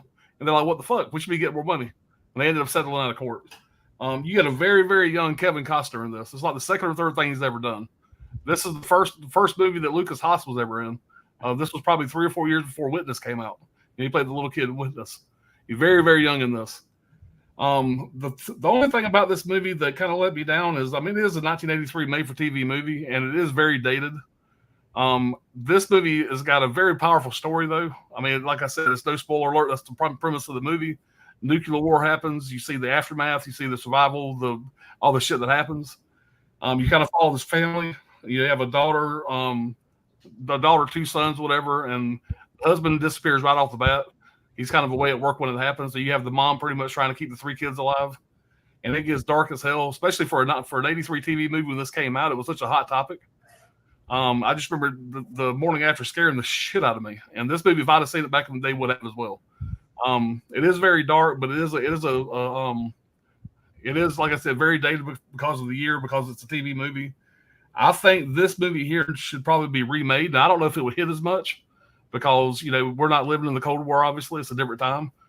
But anybody that grew up back then, whatever, watching this now, even though it's not the most well-made movie, I feel like would get some chill bumps just kind of going back and remember those times. So like I said, it's very, very effective as far as that goes. I don't know how many times I'll go back and rewatch this, but I am keeping it in the collection just because, like I said, I was kind of raised during those times, whatever, so it kind of hit home a little bit. Just because you're a big fan of the company to put that out. No, definitely not. Definitely not. Dude, I had every one of these bitches. This is number 170. I got probably 30 of these left. That's how many I got rid of. Wow. Yeah. So I have another one that I watched right behind this, but it didn't make the 5 here. But Testament, if you're a fan of like Threads, is it called The Morning After? Am I saying that right? Or I want to say it's called The Morning After. It's another made for TV nuclear war movie from the early 80s. It's got Jason Robards in it. Somebody in the chat probably knows. All I'm thinking of is I'll look it up in a minute. But like I said, man, this is a good one. I'm trying to see if anybody else is in this. Like I said, Kevin Costner is super young in this. Don't have a really big part at all. I will say that on the special features on this, they do bring the cast back. It's like 20 years later. This movie came out in 83. So 2003, they got it behind the scenes, like all the cast come back and talk about the movie. So that was kind of nice, whatever. This is a really good release. So if you're a fan of the movie, this is probably the one you want to pick up. So Testament, man, it's fairly solid movie. It sounds pretty good. I like movies about shit like that. Good. I think you should check it out, man. All right. Let's catch up with Chad. We'll be on to number 2. We're just saying what's going on. Hagen, what's up, man? I gave it 3 out of 5, by the way. I didn't say that.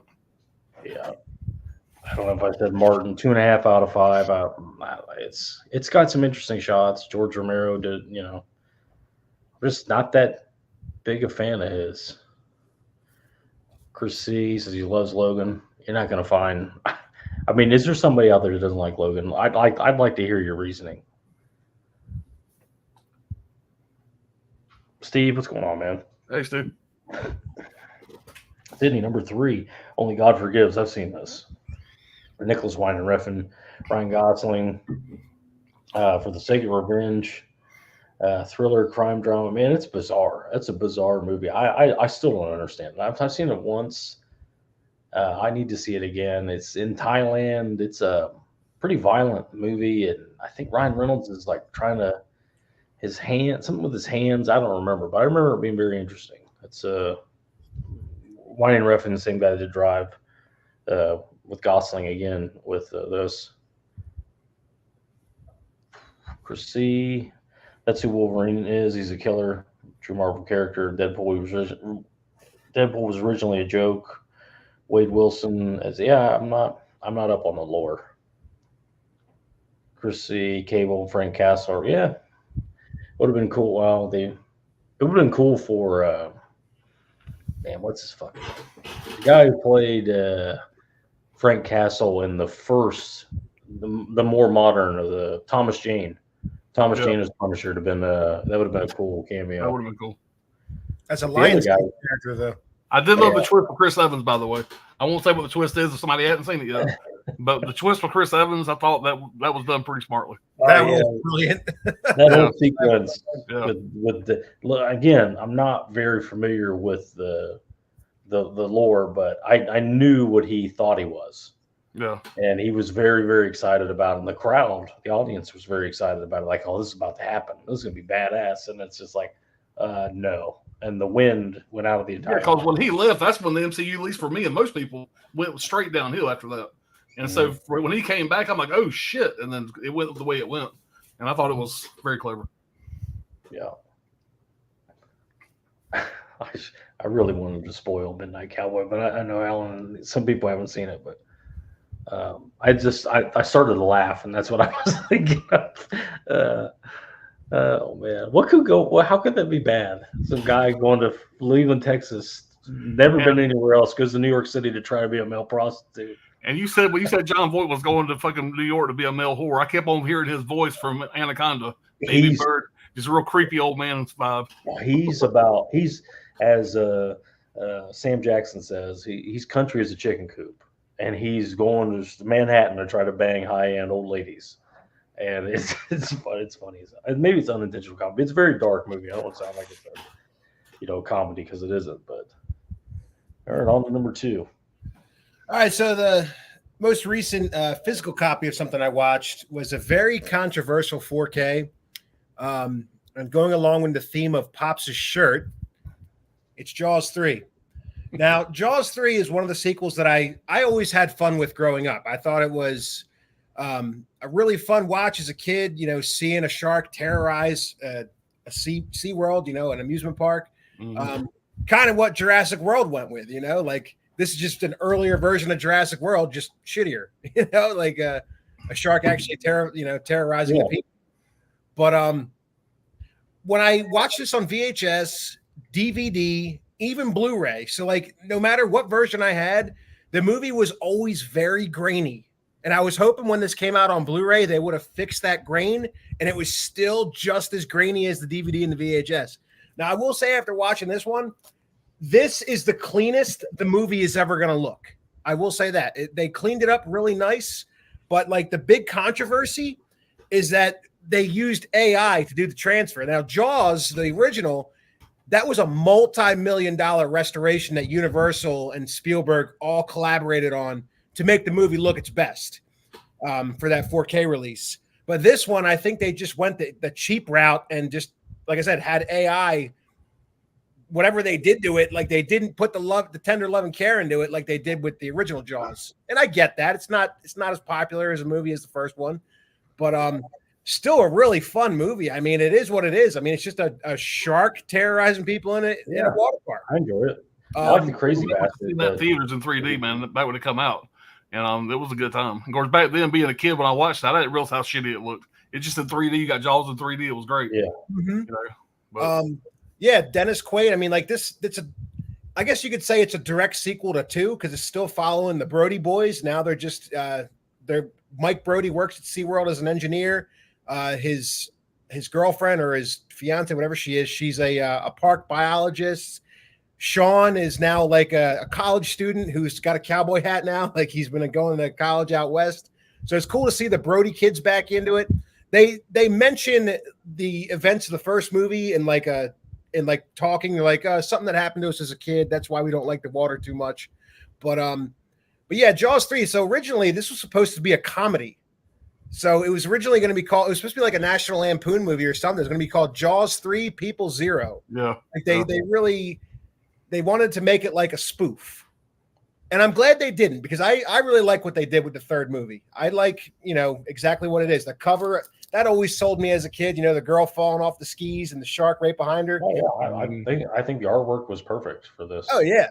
And they still use the same shark design from the original poster. I like how they kept that consistent from who's the artist? Roger Castle? Is that his name? I forget. But either way, they always use the same shark on the front. Now, one of the things about is it different? Okay. Is the Steelbook art different? The Steelbook is the reverse image. So the Steelbook is from the shark's point of view. Yeah.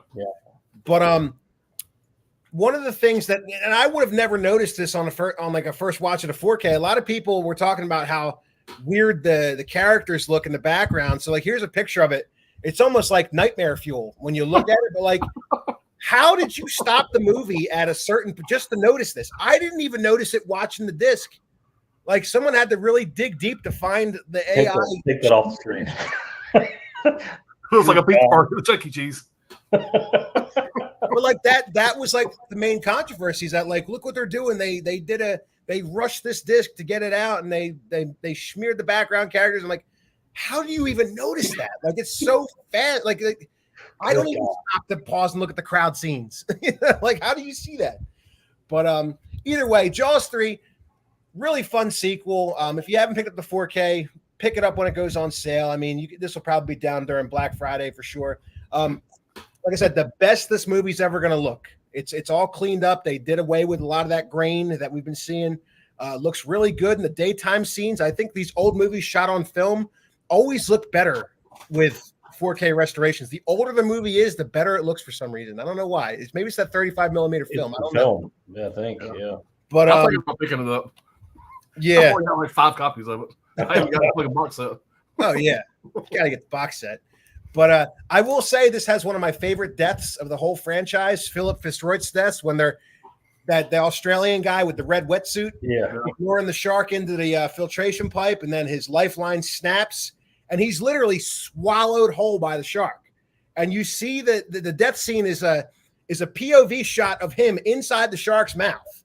And he's just getting crushed by the shark. And that movie, that part of the movie always made me feel so claustrophobic. Kind of like that scene I told Brad about in Nope, where the alien sucks everybody up, and I was all claustrophobic. I don't know why you're so terrified of getting stuck in everything. I don't know. I'm a big guy in a small world.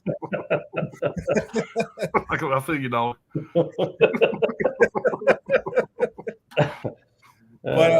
But yeah, man, Jaws 3 is a great time. Definitely a popcorn movie. Not as good as the first 2 movies for sure. Jaws 2 is a way above this one. Jaws 2 is pretty underrated. I love Jaws. Jaws 2 reminds me of like a Friday the 13th movie on the ocean.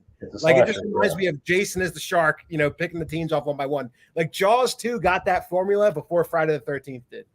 I still want to get that bootleg. I think it's called the bigger boat version, where they get 1 and 2, put all the bonus scenes back in it, and make it one long movie. Because the Brodies are different ages in the sequel. Well, I mean, you can do that in a movie. I haven't seen it yet, but supposedly it's done really well. Whatever, you can get it on eBay. I think. I know Brian Goes Blue just picked it up. He sent me a picture of it. Gotcha. But, I need to grab it.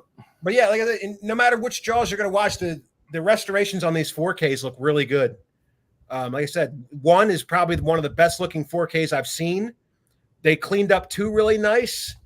3 looks really nice, and even Jaws: The Revenge looks great. So, yeah, make sure you pick up the Jaws sequels on 4K with slips. That's or when the steelbooks that are very, very popular. But we don't have a steelbook for one, unfortunately, to match the rest. yeah. All right, my next one, probably I may be the only person that saw this movie, but I watched this movie like I must have been a little kid on TV, and it was late at night, and it was the R-rated cut, but The Saint of Fort Washington. Now, this does not look like something I would like, or Matt LeBlanc, or what is it? Not Matt LeBlanc. Matt Dillon looks like he's very confused there, and he's Danny Glover is saying he's king of the world. He's upset about Pony Boy still. Yeah, it's not what it looks like. Let's put it that way. This movie, I think it's 93. Yeah, 1993, rated R. Matt Dillon, Danny Glover, and Ving Rhames. Ving Rhames plays the villain. Danny Glover, Matt Dillon. So what it is a newly homeless man with schizophrenia, Matt Dillon. They tore down his building in New York. It takes place in New York, obviously. He ends up at a shelter, the Fort Washington shelter, and Danny Glover is already there. Danny Glover takes a shine to him and takes him under his wing and shows him how to be a homeless man in New York. That's the whole premise of the movie.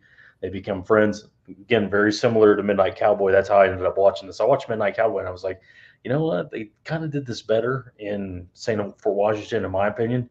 But they're very, very similar movies. It's a good double feature. So Matt Dillon's character, he had a couple nervous breakdowns from schizophrenia, and they gave him shock treatment. So he's like a step above Gump, basically, level intelligence. And Danny Glover, who's great in this, is a Vietnam vet who's also kind of messed up.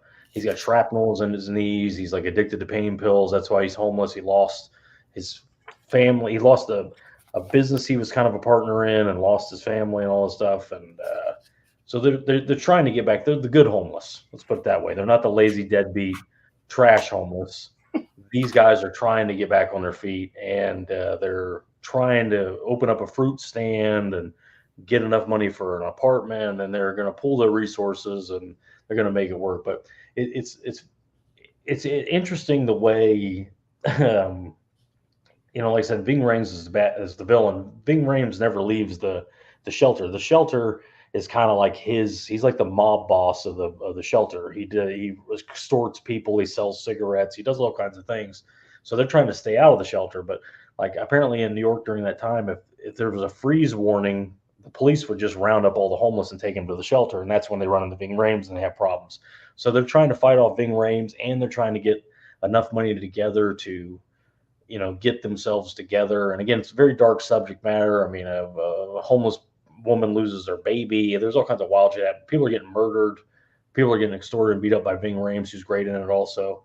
But the interesting part is Danny Glover showing him the ropes on how to be homeless. And you go through a day, every day, the daily life of Danny Glover. He's like, okay, so first thing in the morning, we go in and get a coffee, and we spend about 2 hours reading the newspaper at, Wendy's or whatever. And then when the traffic starts to hit for lunch, they go out and they clean windshields when the traffic jams up, and they try to get tips that way. And they make about $20, $30 a day, and they're trying to get back on their feet. And he says, and then at night we go here, we do this, we ride the subway for a couple hours and blah, blah, blah. And it's kind of like they're kind of regaining their humanity together. And it all ends in the most bleak, tragic way possible. That's the best way I would describe it. I'd love to talk about the ending because it's one of my all-time favorite endings ever. It's so fucking dark, and to me, it's just like, of course, that's how it ends. But I think so many people haven't seen it. But eventually, if somebody sees it, I'd love to talk about that. I don't want to talk about that movie because the way it ends, it's so, I don't know. I don't want to go any further. But like I said, Danny Glover showing Matt Dillon how to be homeless. That's what you're in it for. All right, this next review is going to be boring because I don't want to say boring, but there's really no way to talk this movie up because it's a very, very slow movie. But I feel like Sid Eubanks is probably a fan of this. It's a really good thriller, but it's A Most Wanted Man. Oh yeah. And I know there's a couple things on IMDb that Philip Seymour Hoffman did after this, like Hunger Games, stuff like that.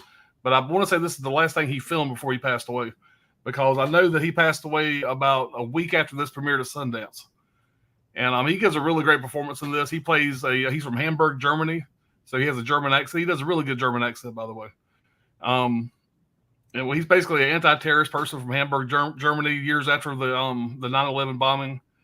You have this guy, whatever, that leaves this country, whatever, he's Israeli or whatever he is, and he goes into this country, whatever. He inherits a lot of his dad's money. Everybody's got the Americans and the Germans have their eye on this guy as being a potential terrorist threat. And like I said, it's definitely a kind of a cat and mouse, just an espionage thriller type movie, but it is super, super slow, man. But it's got some good acting in it. You got Philip Seymour Hoffman, William Dafoe does a great job with this. Robin Wright. I mean, it's a really solid movie if you're into stuff like this. This is not one that I will probably ever watch again, because movies like this I do enjoy. I've seen quite a few of them, but usually after I see them one time, I don't, unless it's one that really stands out, I don't go back and watch it too often. So I will probably let this one go. This is another one I got from Hamilton Books, whatever. I'm really, really cheap. I may hang on to it just being, I am a fan of Philip Seymour Hoffman. This is like the last thing he did before he passed away.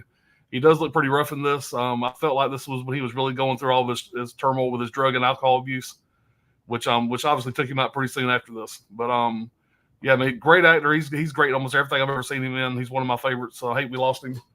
But man, 2014 Most Wanted Man. It's a solid flick for what it is, man. But it's just not something that's got a whole lot of rewatchability for me. At least this particular one don't. I think I gave it 2 out of 5. Just because it was a little too slow for me. But didn't you mention that he looked like he was kind of like drugged out and bloated?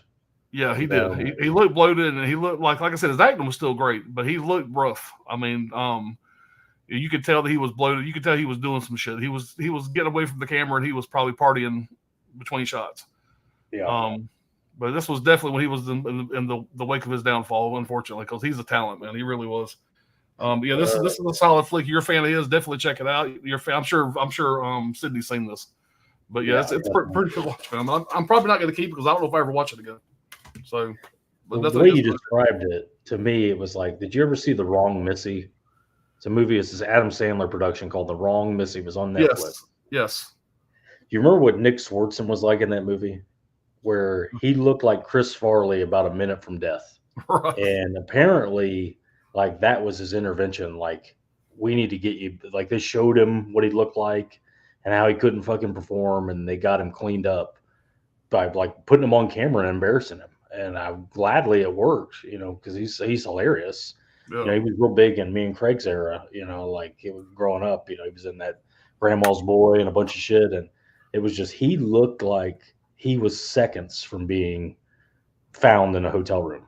I mean, he looked so fucking bad. Nose was all swollen up from snorting shit. Yeah, there you go. That's our boy right there. See what I mean? Like, good God. And I know this is his character, man, but he is ultimate chain smoker in this. He's lighting a cigarette, putting out a cigarette every single shot. Which kind of plays into his look, I guess, for the movie. Yeah, part of it, But he puts on one hell of a fucking performance, man. He's a great fucking actor, man. Great actor. People love those movies where people chain smoke in them. It's like they get to relive that. Watch it. Like I've seen people talk about it before that don't smoke anymore. They love Constantine, and they just love it. They love that he's smoking the entire time. He's just constantly just lighting up. They love that shit. Chrissy, Dolph Lundgren was I remember that Punisher. From the 80s. Chris C. Jaws 3D is a fun one. Dennis Quaid, Lou Gossett Jr. Yeah. Number 2 from Sydney. Backroads, 2018. Alex Pettyfer? I don't know. Everybody Has Secrets to No End. I remember you talking about this movie before. I'm pretty sure 4 out of 5. It's on my list. But I mean, I'm lucky if I can get one movie a day. Yeah, but it almost never. I mean, really, even that's kind of a stretch. But lately, it's been like I'm done for the day. Put on a movie, and you notice like I like get in these streaks. Like I watch one movie about a homeless cowboy, Texas tard, becoming a man whore in New York and homeless, and then I end up watching Santa Fort Washington about a schizophrenic man getting what happens to him in New York. To see I heard the Asper. Yeah, I've heard that too. Sydney Eubanks. Yeah, nothing beats the first one. It's got to be the best shark movie ever. I mean, I don't think there's a comparison there. Yeah, I mean that conversation's over. Yeah, I mean, if you want to put the closest shark movie is probably the second one. To the first one. Do you think Jaws would have been as successful or as good of a watch if Robert Shaw was not in the movie? No. I mean, you don't need to change anything. It was one of those things that lightning in a bottle was what it was. Yeah, I feel they captured the last of Robert Shaw. Robert Shaw was a big time star before that. Yeah, he was a James Bond villain at one time. It was a fading movie star. The alcoholism, all that shit. It was, he was a mess by the end, and they got the last of him. There's another movie I watched that I did. It was the sixth movie that captures that pretty well. It's a movie called Atlantic City. You guys ever seen that with Burt Lancaster? Burt Lancaster, that guy. He plays he's a former thief that went on the lam 20 years ago from Las Vegas to Atlantic City, and he stumbles onto some cocaine, kind of a la True Romance. It's kind of like True Romance in a sense. He meets young Susan Sarandon, he's kind of like immediately obsessed with, and he starts to feel like his old self, and it's kind of like the end of a man's usefulness. Atlantic City. I think it's Burt Lancaster's best movie, but it's like it captures that it's the like I said, the end of his usefulness just before he's becoming an old man, and he has like a good run finally after 20 years of being like just a bum, half a bum at least. But I would recommend that one too. Take it easy, man. I'll see you, Chris. Sydney asking Alan, check out God's Pocket. Philip Seymour. Is that the documentary? I wrote it down, Sydney. I'll see it in the chat. I'll check it out. Also, Owning Mahoney, another Philip Seymour Hoffman. What's your favorite Philip Seymour Hoffman, Craig? I really like him in Twister. Like he just Dusty is such a classic character. Food. I like how he's like Meg's Gravy is epic. It's practically a food group because he's playing Craig.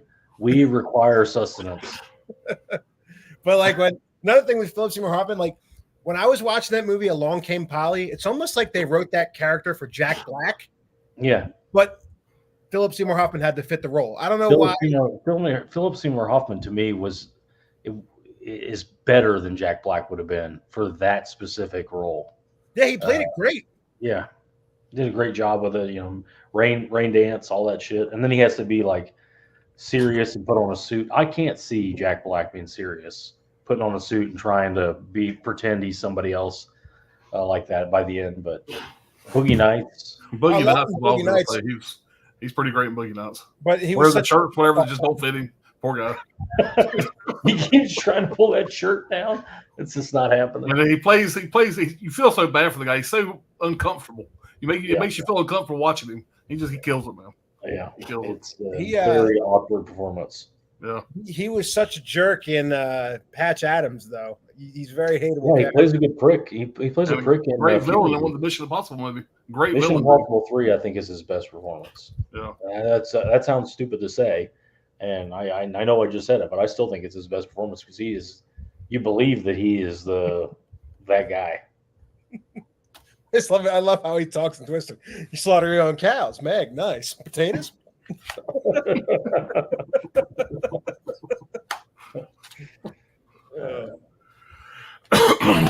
Rob, what's going on, man? What's going on, Rob? That's cool, man. Again, I got to watch some other movies with Hoffman. Man, he's great. He's really what's it? Sin of a Woman. He plays a good scumbag in that. One of his children is acting as well. That's cool. Cooper. He's very was great. Great. Hopper And the Son of a Woman. yeah, he's the shithead that's ratting on the main character. Yeah. Yes. Okay. I'm when you said Hoffman, I was like, never mind. Move on. I was thinking about Dustin Hoffman. He said something about that. Where's it? Go back to the next one. When he said Hoffman, I thought he was talking about Dustin Hoffman. You were talking about Midnight Cowboy. Philip Seymour Hoffman. Yeah, I got you now. You see where the confusion was. Yeah. He was also a douchebag in that, by the way. When they're sitting there at the inquest close to the end, and just his look on his face, whatever, he looks like you would punch him in the mouth. Just that rich kid, Yeah. But again, that plays in his great acting. Holland's got it here. Red Dragon. Yeah. He's great in Red Dragon as Freddie Lounds is a scumbag. He plays a good scumbag, good shithead. But it's just like now that he's gone, he's the greatest actor ever. And it's like, man, he maybe had. Did he have one or two movies where he was the lead? I don't think he ever had that movie you just showed. He's the lead. Yeah. He is. Forget what I said about Mission Impossible 3. Capote is his best acting performance. He plays Truman Capote. It's not Capote. Is it called? Yeah, it's called Capote. It's the in cold blood horror murder. He was writing a book about it, and he went and visited the prisoners, and they go through the crime and all that stuff. It's like a thriller. It's called Capote. He's really good. I've heard of that. I'm gonna write that down too. Whatever. I'm gonna be able to damn. I'm sure you could stream it. I guarantee you, Sydney has seen it. Sydney's saying, "Before the Devil Knows You're Dead," Philip Seymour Hoffman. Oh yeah, that's the one where he's dating Marissa Tomei in the movie. Which it's clearly science fiction. This is not reality, but I think he has like a graphic sex scene with her, if I remember correctly. If that's the same movie. Monica, what's going on? Says she loves the shirt, Alan. Hey, Monica. Oh, she loves Jaws. Yeah. All right, we're on to the number one here. Yeah, Before the Devil Knows You're Dead is a screen shot select. Thought I owned that one. I'll have to check that out too. I don't remember what's about Master. He's really good in the Master. He plays L. Ron Hubbard, basically, a cult leader. Oh, and another one that he's good in, Punch Drunk Love. He plays the scam artist in Punch Drunk Love, and Adam Sandler calls him. He's gonna like confront him or whatever, and it doesn't go the way he thinks it's gonna go. I like that too.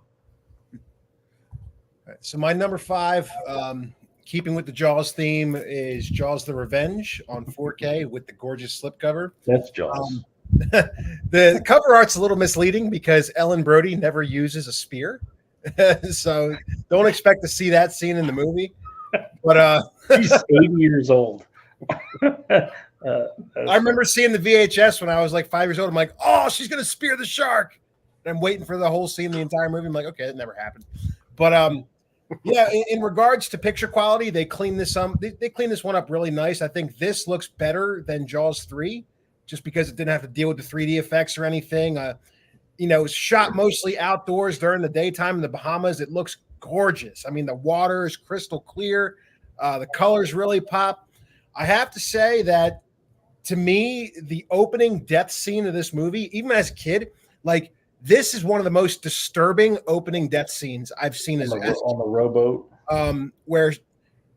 So Sean Brody now, and by the way, if you don't know the continuity of the Jaws movies, Jaws: The Revenge retcons 3. So it's a direct sequel to 2. So it ignores the whole SeaWorld plot. Mike Brody's now a marine biologist, and Sean Brody is a deputy, like his dad. Yeah. So the movie opens. It opens up as a Christmas movie, which is cool. I love Christmas movies. Takes place during like Christmas Eve, on Amity Island. Sean gets a call to go clear some driftwood off of a buoy, and of course, as he's trying to clear the driftwood, shark comes up, and this is where it was so disturbing for me. And it's all done in like quick cuts and quick shots. Sean's got his arm over the boat with a rope, and the shark just comes up and rips his arm off. Yeah. And it's one of those things where you're like, what happened to him? And then he realizes he's looking at his arm. He's like, oh God. He's like freaking out. And like, it keeps cutting back between him screaming and Christmas carolers singing. So it mixes like the dread with the happiness, just back and forth, back and forth. But like seeing him in agony always scared me as a kid. I'm like, wow, this is really believable. He's missing his arm. He's only 100 feet offshore and just that far away, but he's like, he might as well be 10 miles away. It might as well be Mars. Yeah. Opening shot's done well, but it goes way downhill after that. But opening shot's done really well. Yeah, so the opening scene, definitely a very memorable and effective death scene for sure. You could almost watch the opening as a short film in itself, kind of like the opening of Scream, like just take that opening, make it a short film, and it's great. But I would say, like Pops, you said, the movie just kind of goes downhill from there. It's like they had a really big budget for this, being another Jaws sequel. They got Ellen Brody back, Lorraine Gary to play the Chief Brody's wife. She's back in the movie. She's the main character. Basically, she's a grief-stricken mother, that's just lost her son. And then she has to travel to the Bahamas to be with her other son after the funeral. And of course, the shark follows her down to the Bahamas in the warm water. The voodoo priest. In the book, where the voodoo priest made the shark go down there. That was like an early plot point, right? There was supposed to be voodoo. I think there's a book out there, based on the movie or whatever. That was supposed to be the plot. And there's a book out there somewhere where the voodoo priest put a voodoo on the family, and made the shark go down and do his bidding. Yeah. Now I don't know why they call it Jaws: The Revenge. Like, are they implying that this shark is? Yes, exactly. What they're doing. Sharks. He's taking out family from halfway across the fucking world to go after their ass because they took out his grandma and granddaddy back in the day or whatever the fuck it was, and he had a thing out for him. Yeah. And even in Jaws 2, the lady says, "Sharks don't take things personally, Mr. Brody." But they growl and they fucking explode when a boat stabs them with a wooden fucking front. They just explode. I know, which is great. But, fantastic. Like I said, the picture quality looks really good, all cleaned up with the outdoor scenes. Especially when they're on the water, that looks great. Michael Caine, I mean, this was a paycheck movie for him. So like they had, big budget, and they got a really famous actor to to join the cast to try to bring people in to sell this movie. I didn't mind his character. I like his name in the movie. His name's Hoagie. That's such a great name for a character. He's the pilot. And I think in the earlier books, in the book about this, I think he was supposed to be a drug runner. They're like, so Hoagie, who do you fly for? He's like, I deliver laundry. So I guess that means he's a drug smuggler. But the shark in this, I mean, whenever you see the shark, I mean, I would say that it looks okay, but like on the shots where the shark's out of the water, it looks like a dry piece of foam. Pops, I'm pretty sure you know what I'm talking about, like the banana boat scene. It looks like the shark just doesn't get wet. I'm like, what is this? But I'm so fast forward about the shark in this movie here. I know what you're talking about. This movie here, when I go into it, I know what it is now, and I go into it just for the fucking laughs because it's so bad. The bad accent by Mario Van Peebles. Get them damn cocks, man. It's so bad. It's so bad, but it's gold, dude. It's fucking horrible gold. Mm-hmm. But and like even this coming out like 6 years after Halloween 2, Lance Guest looked like he aged 20 years from being Jimmy in Halloween 2 to being Mike Brody in 6 years. Like it just looks, I can't believe that's the same actor. Yeah. Brad's like, okay, Greg. Drugs, It could be. But yeah, I mean, the third act of the movie, you can tell that they had to do reshoots of that. So the bonus feature on this 4K is the only bonus feature, the alternate ending. And they actually, they cleaned up the alternate ending too of the movie. So the alternate ending is pretty similar to what the cover art is, but instead of her using a spear, she's literally using the front bow of the boat to spear the shark. Now, when you watch the two endings, I mean, I feel like the alternate one is the better ending. It's just, it's exactly what it is. I mean, the shark comes out of the water and she drives right into the thing. Well, that's the ending that I see. What's the other ending? The other ending, like the main ending of the movie is she spears it and the shark explodes. Mm-hmm. But the original ending that was originally shot is this alternate ending where she spears the shark and it goes right through him and the shark just bleeds out and breaks the boat in half and the shark just sinks. So it makes a lot more sense for it to explode. I agree. Yeah, but when you pause the shots of the shark exploding and in the movie, you can tell it's a little miniature model. It looks terrible. It looks absolutely terrible. I don't know why like if you've seen the alternate ending, you'll understand. Like, wait, why did they switch this? Why did they just not use what they had? Because when you watch the movie on TV, when you watch the TV version of it, the TV version had the alternate ending of the shark getting speared and then dying. I guess maybe they thought it wasn't too climactic because she just spears the thing and the shark sinks and dies. Like, that's all it is. But what's funny to me is Michael Caine said he's never seen this movie. He'll never see this movie. He said he bought his house for the paycheck. Yeah, like I said, it was a paycheck movie for him. I'm looking up the picture right now. I'm looking up the ending effect to see if I can find a photo of it. It's pretty. Oh, this is a shot from the movie. That's a still frame, a quick cut of that shark getting hit and exploding. This is the shot that happens right when it explodes. This is an exploding model. The original shot is this, where the actual shark does get speared. The shark's like way vertical and gets speared by the boat, and it's a lot more effective. So helps. Yeah. But like I said, I don't know why they went with that. It was probably like the executives going, no, we need an exploding shark. So I'll never understand why they switched it. But if you want to see what they originally shot, it's in the bonus features. It's a lot better. And yeah, either way. But yeah, both of these, if you want to pick them up, Jaws 3, Jaws the Revenge, really good looking transfers. Like I said, this is the more controversial because of the AI that was implemented in the crowds. But the cleanest this has ever looked. This looks gorgeous too. Not that great of a movie, but at least the opening scene is pretty cool. But yeah, wait till these go on sale or something. If you want the slips, try to get them before 3 months are up. But yeah, Jaws sequels. So yeah, those are the last two I watched on physical media. What about Orca 4K? You guys picking that up? I'm waiting. I really hope that Kino does the 4K in the States. I'm hoping that because like Kino's got a Paramount deal, and they seem to be putting out a lot of stuff that Shout Factory has going out of print. I got the Blu-ray from Shout Factory. I don't know if I need to upgrade that or not. We'll see. It'll either be Shout Factory or Kino. That to me makes sense for the 4K. Yeah, I really hope they do something well with it. I don't see Paramount themselves putting it out unless they put it in like another Paramount Scares box set or something. Yeah, that Paramount Scares box set kind of makes sense. Like I could see like them doing something like that, but I'm hoping a boutique gets it, and if whether it's Arrow, Screen, would be great. Yeah, because Friday 2 and Breakdown are getting 4Ks overseas, and we're only getting them right now in that box set. But I feel like we'll get individual releases at some point. There's a cool. Speaking of Breakdown, dude, like that was one of the first time watches for me at Tommy's house with our movie marathons. Breakdown kept me interested from start to finish. It's a great movie, man. What a cool movie. I can't believe it took so long for me to see that. But yeah, I have the Paramount Presents release, which is out of print, goes for over $50 on eBay, I guess.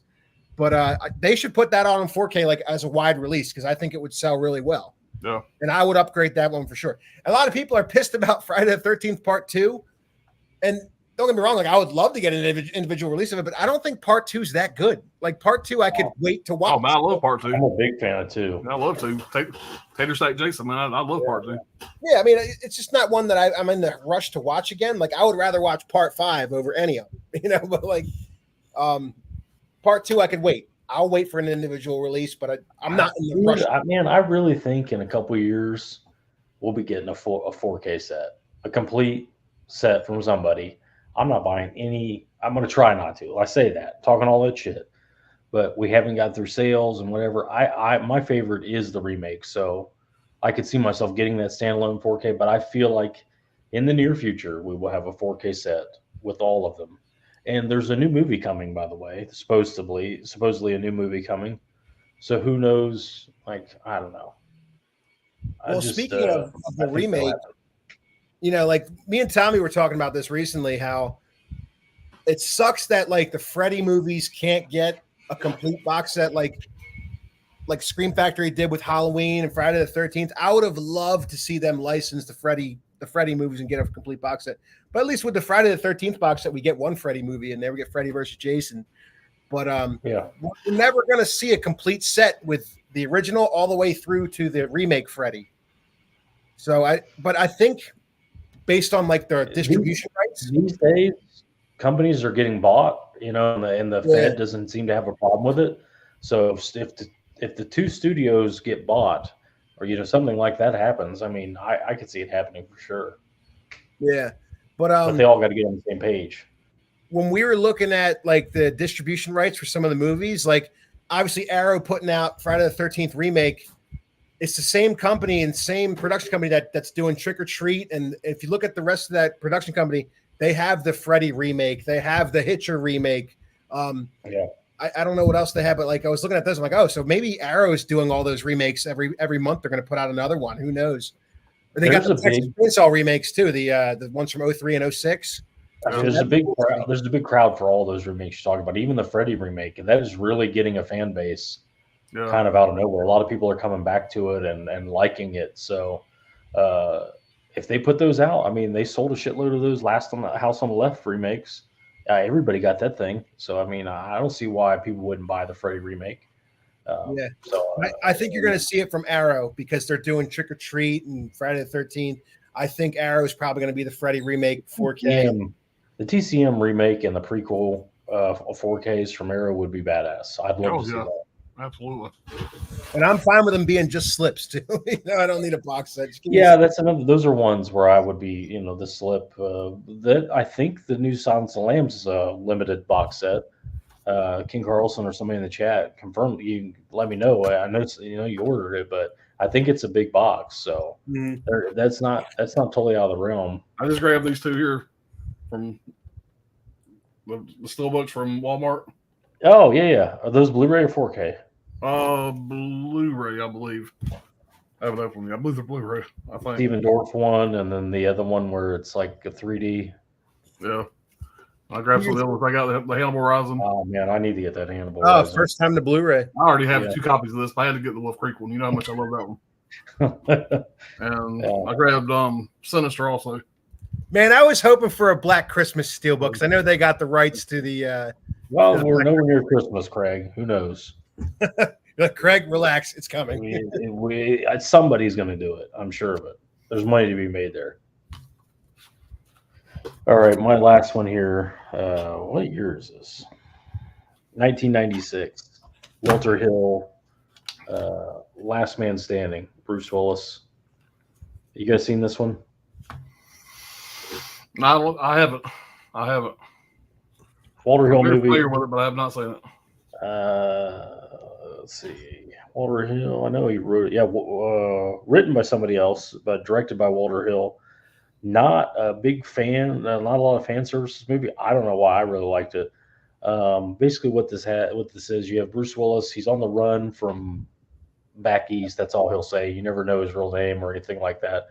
He comes to this border town in Texas. It's almost a ghost town, but there's other mob members who've also done the same thing, have ended up there, and so many of them ended up there right before Mexico that they started their own little mob there. And there's 2 separate, like 2 mob families have set up shop in this town because they're kind of like, they're rejects. They've been on the lam and they've just kind of stayed instead of going over into Mexico.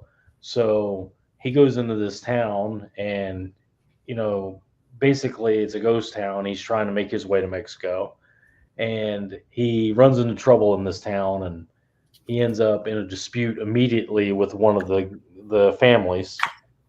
A gunfight ensues and then it's like a bidding war for his services. And all he'll tell them is, his name is Smith. And they're like, oh, you got a first name? And he's like, John. Where are you from, John Smith? And he goes, from back east. And it's like, okay, John Smith from back east.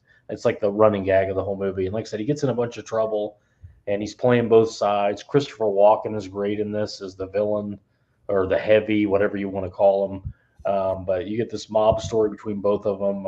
Really good cast of that guys. If you know my phrase on that, that guy. Oh, I know that guy. He's from that thing. There's a bunch of those good character actors, except for Michael Imperioli, who's an asswipe. But Bruce Willis is really good in it. Bruce Dern's really good in it. You got the old fucking coot from what's his name? William Sanderson, you'd know him from a bunch of stuff, from Deadwood and a bunch of things. He plays that typical character. But yeah, it's action filled. I mean, Walter Hill's done a million great movies, and it's another one, in my opinion. I mean, it's not his best, don't get me wrong, but I enjoy the hell out of it. And it becomes, like I said, kind of a revenge odyssey by the end of it. And of course, the big showdown between Bruce Willis and Christopher Walken, who plays Hickey. He's got these thing all scarred up and been stabbed through the fucking voice box and shit. And he was playing like a mob murderer essentially. But yeah, I mean, like I said, it's got mafia gunfights in the middle of some abandoned Texas town on the Mexico border. I don't know what's not to like. I don't know why people hated it so bad.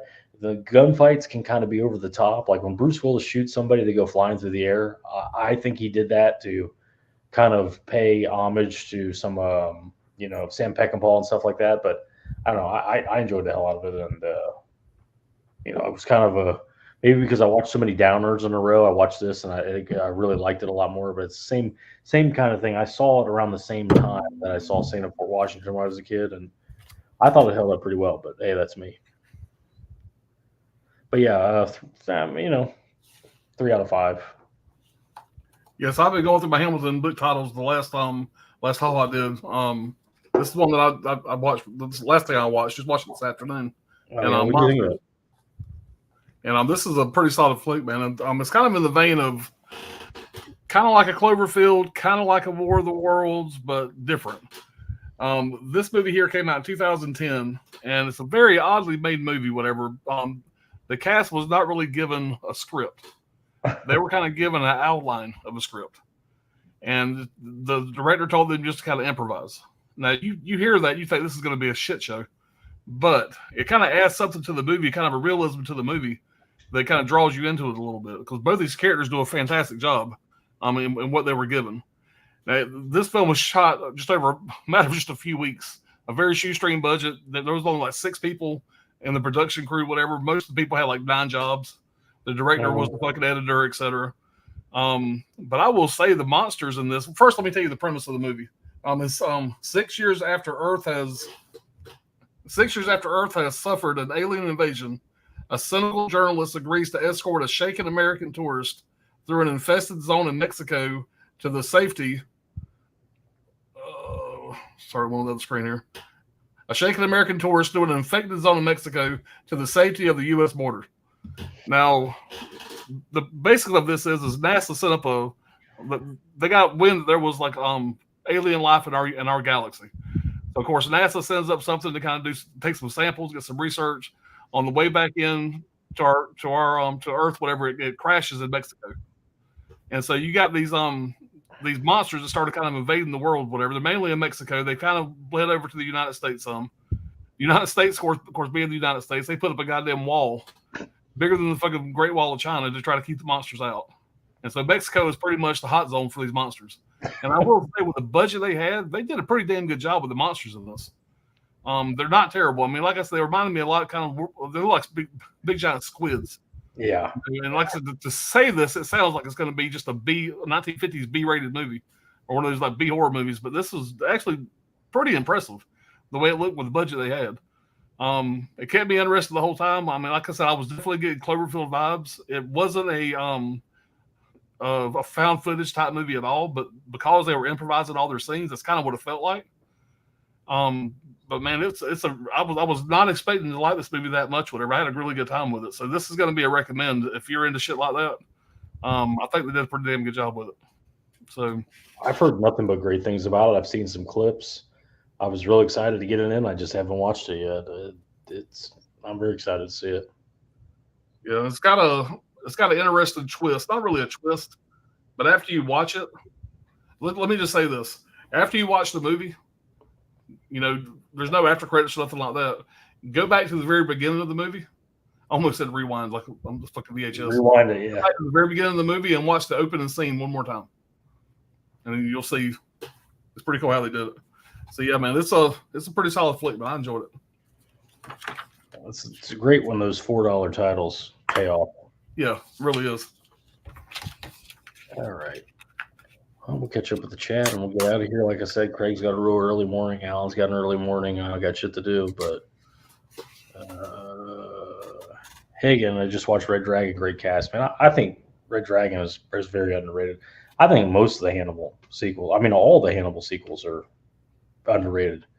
I don't know why people hate Hannibal so much. I don't know why people don't like that movie more. The Hannibal Rising might be the most underrated. That's a really, really strong prequel. Sydney, my number one kill list. I've seen that. Yeah. Horror crime directed by Ben Wheatley. I think it's British. 4.5 out of 5. It is very dark. It's almost like folk horror, if I remember correctly, by the end of it. Holland, sentient sharks explode. Well, of course. Sydney liked Last Man Standing, 3 out of 5. If you like Walter Hill stuff, Peckinpah stuff, it's right along those lines. I don't really get the hate for it, but some of the acting is not great, and the story's not great. But if you look at it through the right eyes and see, like, okay, this is the last stop for Mexico kind of thing, and these guys just stayed instead of going on into the fucking Mexico and started, ran the town into the ground. It makes more sense. But Craig, you got Tommy coming in November. Mm-hmm. You guys probably maybe you'll shoot something for the bachelor party. We might shoot a little bit of video here and there, but I'll be so busy with ceremony and all that stuff, like the getting everything for reception and rehearsal dinner and all that stuff. So Tommy's just, I'm going to be like, depends on when Tommy gets there, I guess is the point. I'm going to be a secondary character in that video. I'm going to be like an Craig Williams, I'm going to be just like background flutter. But yeah, I'm sure we'll film something just to get like a quick spoof before like all the crap goes down. But either way, yeah, Tommy will be up in a few months. Yeah, that'd be cool. Alan's, it's his first video back after a long hiatus. Yeah, and I got a video. Pretty much the steelbook I just showed y'all was going to be my next video. There goes that. So maybe I'll just wipe that from your memory. I was going to unbox those steelbooks, whatever. I got 3 or 4 others, and I got about 4 other things to show. I was just going to do a collection update video, kind of ease back into it. You kind of lose the feel for this shit, man. When you don't make videos for a while, you kind of lose the feel for it. I don't know that I ever got the feel. So yeah, I guess I get what you're saying. So I need to get back into it for sure. One of these days, I'm sure everybody's happy to see you back, and there'll be, a series of collection updates and who knows reviews. One guy in my chat asked if I died, so that's he'll be happy to see I'm still kicking. Yeah, alive, yeah. So he's not AI. Pops, how do you feel about Scream Factory releasing 6 collector's editions the last 2 months? The last 2 updates. It's been kind of expensive. Yeah, and the fact that this last one they put out 6 and 3 with alternate slips. Come on. Yeah, I did get lucky with a Target sale, and I did the buy 2 get 1 free on 6 of those. So I got 2 of those for free. But yeah, it's been an expensive month getting those in the Shout Selects, and the couple steelbooks are putting out. So it's just like they're basically just using up every title. Like that last wave of titles that was just announced, it's all Universal titles. Yeah. So it's almost like they're just scraping the bottom of the barrel. We're going to get to a point where all their shit's on 4K, and then we can move on. They've now re-released all the Blu-ray collector's editions in 4K. Now we can move on to something else. Now it's time for them to sell the company again. They squeezed out all the money that they could make. They'll sell the company to somebody else. Yeah. I'm hoping their Christmas slate is going to be a good one. Whether we get Black Christmas or Silent Night, Deadly Night, I'm hoping, man. Silent Deadly Night 4K. Black Christmas 4K would be cool as long as it has the unrated cut. But who knows, man? I have no. I can't say that I've been upset with their titles. Like I said, we got the Killer Clowns 4K this year. Who knows what? And we're getting the Wolfman's a good release. Yeah, Wolfman 4K. Yeah, I like that movie a lot. Poltergeist 2 is a good release, 4K. Yeah. Listen, and we're not into fall yet. We're not into October and all this stuff. That's when they shine. So if they deliver October titles that people are going to be, when do those get announced? The October slate. So this was the October slate, or the October releases. Okay. It's always 2 months before the like whatever it is. So like August, you get the October announcements, or you get the October releases. So September, we get the November stuff. So I'll hope for good stuff in November then, I guess. yeah, so September 1st. I mean, it's always the first of the month where they announce the new slate of titles for. So September 1st, we'll get the November releases, and I'm really hoping in there we'll get maybe a Christmas title thrown in early, see what they can get. But I'm pretty sure it's just going to be more re-releases. They're going to look at their catalog and be like, okay, now we do Poltergeist 3. Let's get that one. You know, just whatever they can do. Whatever's running out of time, I'm sure that's the. But it makes you wonder how they lose certain stuff. Like they lost Vice Squad, they lost Graveyard Shift. Like they're losing stuff. They don't think it'll sell on 4K, so they're not doing it. But like Kino's like, hey, we'll do it. You know, like Kino picks it right up. Yeah. Different crowd. They got to charge, whatever they charge, $40 now for a 4K. So if they don't think people will pay it, they're not going to get the new art and all this shit for the new release. And it makes you wonder why, like, Scream Factory didn't renew Trick or Treat. Like, that could have been a huge release for them. Or why Thinner wasn't a 4K with new art. Oh, that pisses me off. That doesn't make any sense to me. You just imagine the art you could do for a Thinner 4K. The pie, the fucking lizard man, all this shit.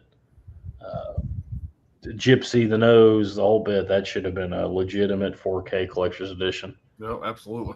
Trini's got to take a shot at Scream Factory before we get out of here. Just lurking. All right, guys, it's been 2 hours. I'm going to hit the end button. I appreciate you guys coming on. Craig, I know he just got back from a hellacious flight and all this other stuff, so I'm sure he's pretty slept most of the day. Yeah, anyway, we'll catch you on the next thing, whatever that is. Bye, everybody. See ya.